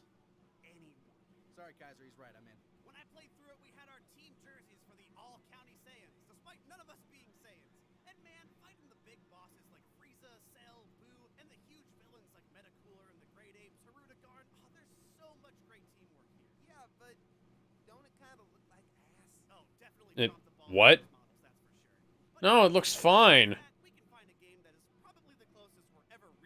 I've seen worse. Yeah, sagas. It's just misunderstood. Grab some friends and give it another chance. Okay, it convinced me. I'm gonna want to get a copy of that now. Yeah, me too. Yeah, it's good. Give it a shot. And it's I'm fun, still not Pete says, yeah. What I'm not convinced I'm about just is that gonna- it's an action RPG. It's a All right, fighting now game we're with on number 5, RPG elements. guys. Oh, I love this one. Oh, we just come skipped it. on! Dude, if Okay, Tenkaichi 3 there we is go. not up here, It's on here, Gizmo. it better be up Relax. here. I'm so sick of people putting that aside for Budokai 3. Hey, Budokai 3 is Yeah, good. Fusions! Okay. Only the best games from here on out. Guys, everyone loves a good top 5. So sit back, grab your drink of choice, and let us disappoint you, baby. Kicking us off is the game that shocked everyone. Dragon Ball Fusions. The latest 3D I still haven't played this game. I probably ought to. It's awesome. Unlocking the characters is a pain in the ass, though. For the fandom when I say that this is a breath of fresh air, as well as a delightful surprise. We hadn't had an RPG since Attack of the Saiyans, and this one is more than just your standard JRPG. Plus, it's a perfect fit for the Dragon Ball series. If any of the games on this list deserve to be called a love letter to the franchise, I wholeheartedly believe it's Fusions. From Dr. Slump to Jaco, Toriyama is represented strongly here. It feels like someone took his Oh my god. That's horrifying.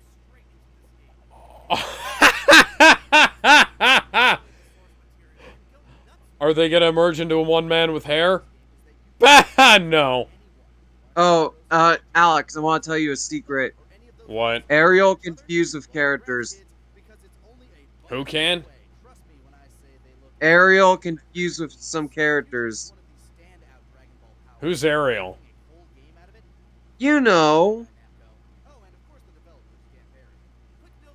From the Little You don't Mermaid? know? You pronounce O'Reilly's name? No. Oh, a Raleigh! Oh, wow, yes. Shit, man. That is a hell of a mispronunciation, even for you. O'Reilly. I'm tired. I can show you the No, you're world. not. Oh, wait, that's Yes, I am. Aladdin. O'Reilly. O'Reilly. A Raleigh. I wanna be where the people are. I wanna run, wanna see them dancing. Yeah, a lot of people did. Yep. That was a thing in the English release. That's Well- why I was bothered by the American release. I need to see if there's a mod. There is, but I haven't gotten it to work. Probably, I'll see if there's just like an English version for the Japanese version. There isn't. Can't they just take the text and copy paste? You'll think someone would have done that by now, but no, I don't think so. I'm sure Oh there's my an fucking uncensored God. patch. I know there's one, but I haven't gotten it to work. I'll have to check and see.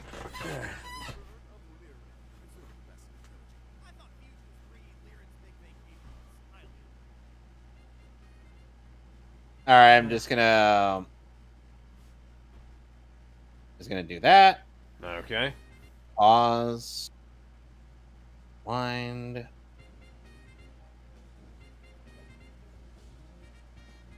So now we're on number 4. Supersonic Warriors 2. Okay. On top of the 3D fighters? I mean, I like Supersonic Warriors. But nothing compares to Supersonic Warriors 2. Developed by Arxis, this one just knocks it out of the park with true brawling action. It feels a lot like Legends, but portable and even crazier. For a DS title, this roster is nuts, and every character feels fairly unique with their limited movesets. The real key to this game is movement. And dudes, this game is Trunks pulls off his shirt, takes some steroids, and kills Cell. That's a weird ending to the Cell Saga. Well, it's how it ended. And if you think there's no beating Raging Blast 2, open up a new YouTube tab and check out the ones for Supersonic Warriors 2. There's like a 6-minute video of nothing but Team Supers. Or, better yet, grab a copy for yourself and experience them firsthand. and they all make sense. Trunks and Vegeta had a father-son Galaga gun in this before That's amazing. experience. It's hard to find something Yep. more faithful to the series than this. For all you dudes that love your in-universe shenanigans, this is up your alley. Speaking of teams, it's cool how they balance this out with team costs. Stronger characters cost more, so you can have Majin, Vegeta, and a few supporters. Or That was a thing in the in Extreme Butoden, actually. I wonder if this looks like it. Yeah, It was developed by the same people. They Huh. pointed it out. They said Yeah, this is Arc better Sys than developed Extreme it. Butoden. And Nico Majin is in this. Yeah, but he's only in the Japanese version because us poor Americans That don't sucks. understand. I'm sorry, I'm lost. Neko Hujin? Read a book, Lanny. When it comes to the Yeah. nature of Dragon Ball, Supersonic Warriors 2 is a shining example. If you've never played it, we at TFS highly recommend finding a copy and going to town. Okay, so it's like Boo, but a cat. Yee. Is that like that the whole joke? Yeah, I've definitely played this one, but I do not have distinct memories of it. It's been All I've right. seen it advertised All on right, Nintendo Power, guys, but I've never played it. Guys, Gizmo, we are now on number 3. Oh, hi, Beavis Fury. Good. Oh, okay, there you go. That's a good one. the best one. Yep, the best Legacy of Goku game, Boo's And Fury. it features a Game Boy Advance rendition of the Super Saiyan 3 theme, and it is amazing. Oh, and all of the Falconer score. Oh, yeah. It's the perfection of the legacy of Legacy of You mean that action RPG series made by Redfoot Technologies, known for their classics Unbearing, Julie Finds a Way, and Taiketsu?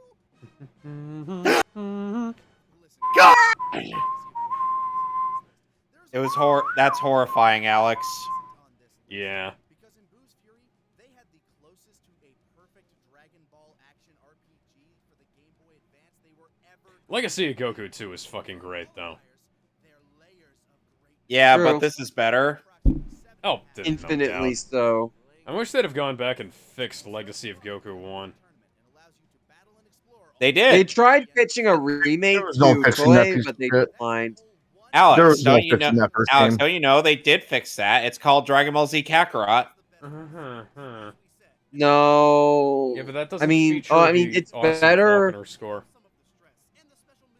There's a I'm mod pretty for sure there's it. a PC patch that. Yeah, there's a mod for PC.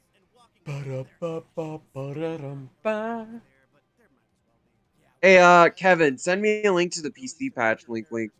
I don't have it. Fuck. This is the most responsive these games have ever felt, and with the ability to customize your character's growth as they level up. I think this might be one of the few times they're actually using the Falconer score in these videos. That's because the only soundtrack in this game is the Falconer score. Yep. Yeah, the entire game there's is also Falconer. an awesome MIDI rendition of Vegeta's theme and the Final Flash. But if you get used to your new movement, you'll find yourself making your way through the game with relative ease, albeit a bit slower. And by the time you're fighting Majin Vegeta, you're Luna. Nope. Nah, I'd rather break the game into 255 pieces. Throughout the levels, with nods to both the series and previous games to be found in abundance. This game did not receive critical acclaim back when it was released, but it has dug a hole into the hearts of fans everywhere, laid its eggs, and left us all with wonderful, squirming nostalgia. It's also one of the only American-developed games on the list, with the exception of my beautiful, terrible baby sagas. Yeah, and that explains the music. The Legacy of Goku games were known for their use of the Bruce Faulkner scores, as the games were developed specifically with a Western audience in mind by an American developer. And before you can say it, Kaiser, I love the music. Excuse you? What? Did you expect some rant about Faulkner's music? One of the main issues I have with his music is that it's repetitive synth. But you put that in It's not Shut repetitive the hell synth. up. That is a downright fucking lie. That's all. Cat's cap, man. That is. That is cap. You cannot convince me otherwise. That I don't he's know what speaking that cap. means. Lies. Get your young person lingo away from me. Speaking lies, speaking deceit, speaking with non-truth. Because this Cap. is not true. As somebody who owns all of the CDs and has watched Dragon Ball Z through with the Falconer score, there's There's orchestral. There's I classical. think I know what there's he's talking about. rock. He's talking about the scenes that go on forever and the music There's just never stops, even in the G-funk. quiet That's moment. the fucking Kikuchi score too, except it's That's repetitive true. orchestra music that sounds like the orchestra is actively dying.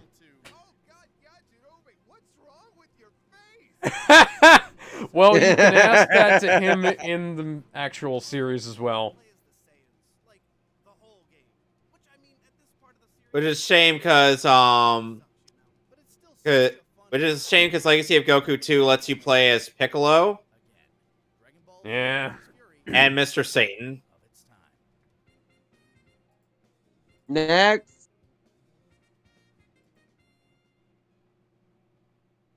Tenkaichi 3. Tenkaichi 3. Tenkaichi 3. Tenkaichi 2. 3 is number 2. 3. Fuck. Yes. Yeah. Yes.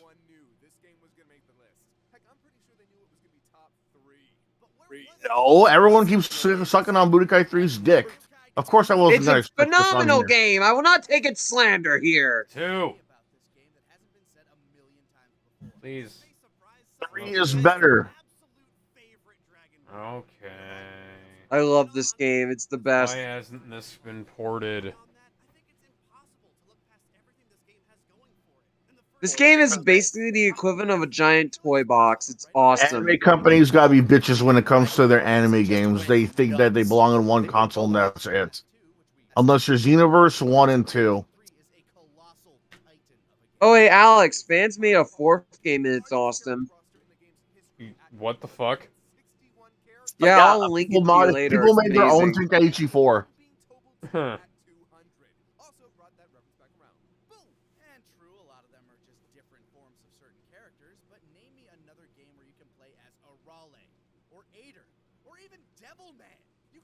Devil Man, Devil Man. And that is undoubtedly the biggest draw of the game. Being able to take two characters from vastly different parts of the story and slamming them up against each other. Dudes, I used to write Broly versus Mercenary Tao. shout out to my man Sprawlers. I used to make Tenkaichi 3 Machinima for myself and reenact stuff. It's the ultimate toy box.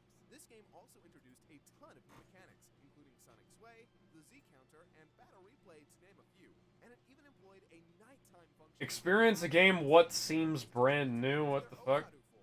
Of course, there's the elephant in the room, the sticking point of many of this game's detractors. So many of these characters are just model swaps with little variations in playstyle that ultimately makes a majority of the characters feel exactly the same as the next. True.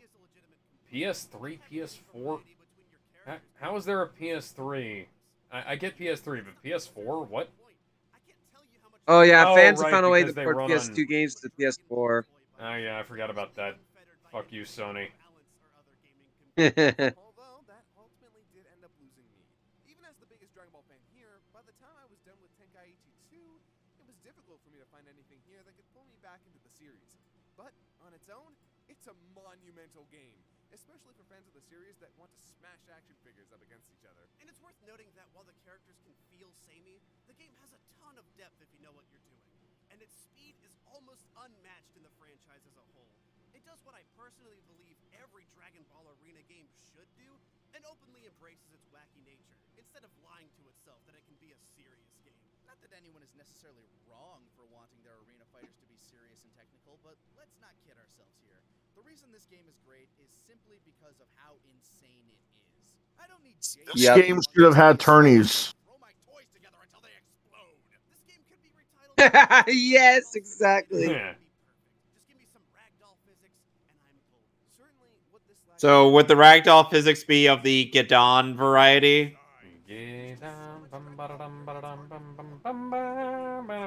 expansive characters. I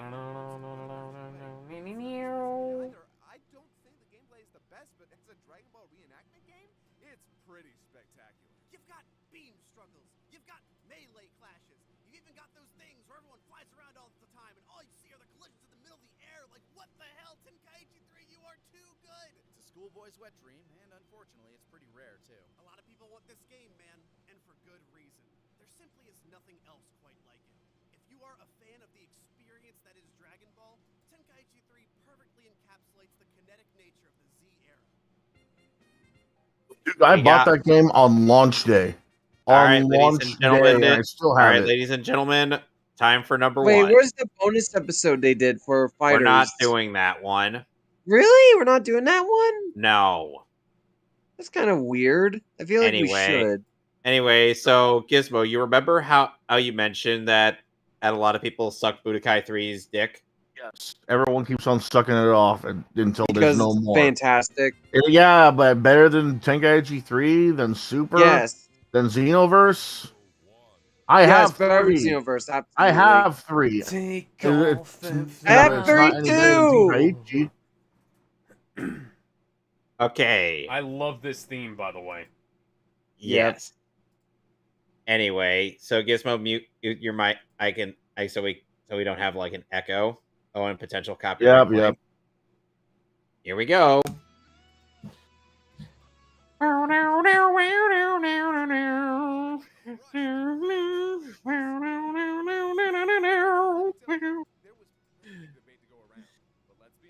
This game is awesome.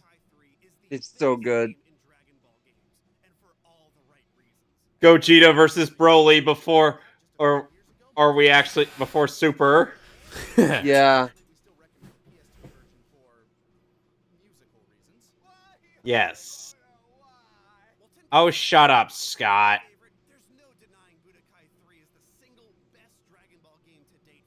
So you're better off getting the original console versions because of the uncensored reasons.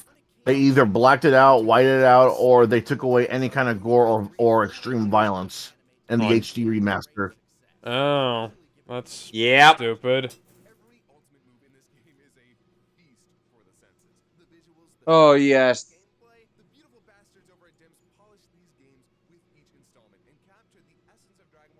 There was a sequel to this that was really good. Infinite something. Infinite World? Yeah, that was really good.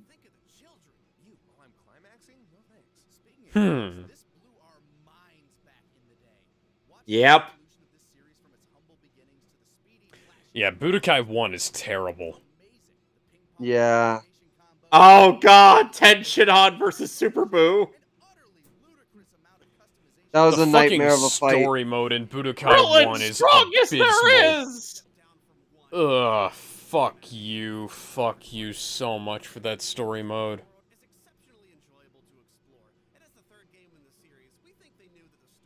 So, in other words, you want me to live stream it?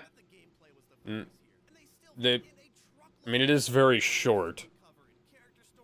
So, in other words, you want me to live stream it? Sure. No, Tien versus Boo. No. I hate that.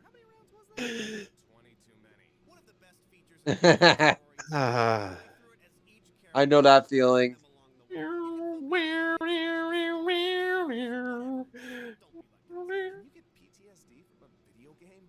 Yes.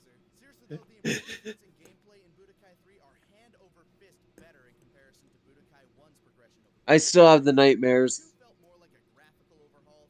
You saw that fight, didn't you? Nah. Battle I've done number it whatever. I've done this. I've done it myself. It's a nightmare. It's not that bad.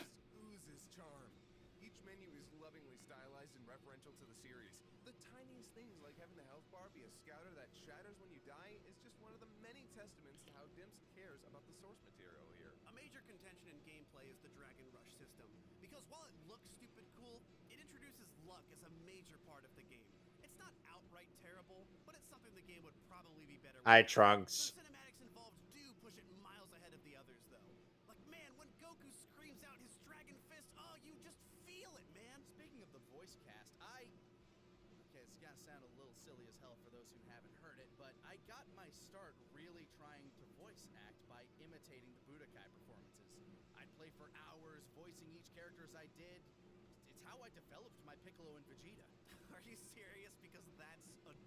That's pretty cool, actually.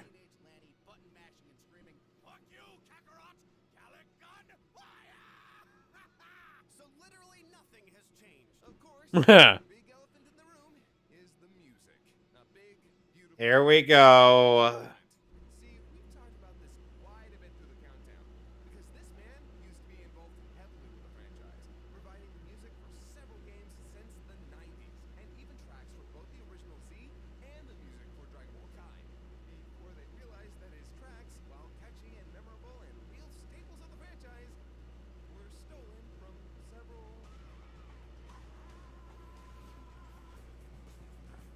that. Okay, Led Zeppelin stole a lot of stuff too. I mean, it is kind of blatant. I mean, yeah. James Horner also. Yeah, that's not even close. Before we go on, someone actually made a mashup of the theme from Budokai 3 and Be Good to Yourself, and it sounds amazing. That awesome. Okay. Seriously, go listen to that mashup. It's awesome. I mean, the instruments don't sound that close together, and you know what? I've heard closer from things that people haven't even. Okay, hey, "You're Beautiful" by James Blunt sounds exactly like the Incredible Hulk theme. You're never going to be able to unhear that now.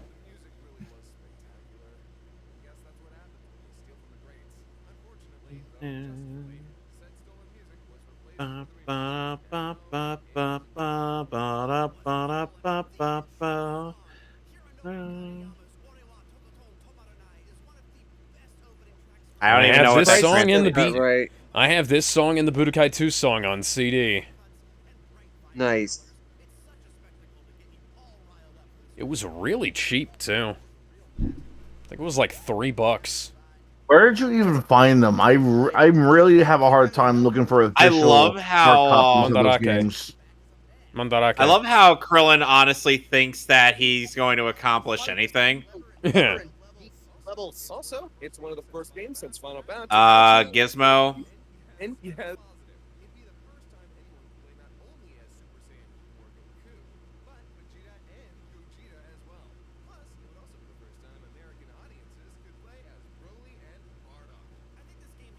Yep.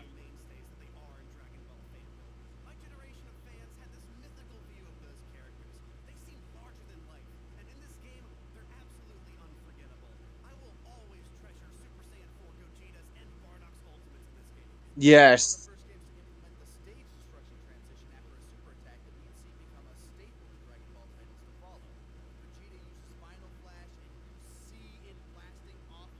Yes. Yeah, that was neat.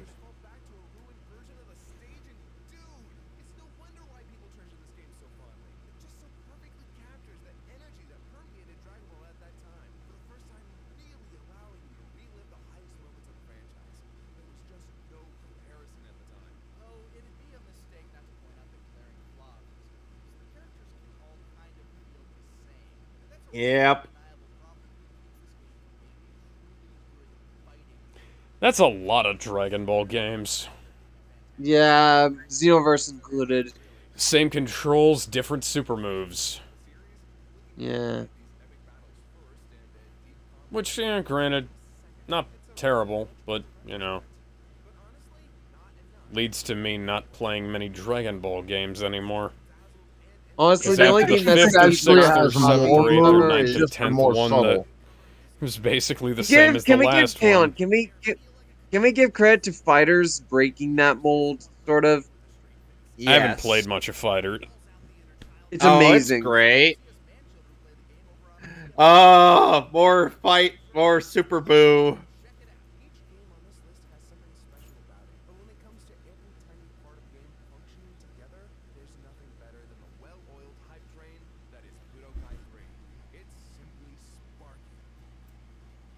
I see the pun they did there.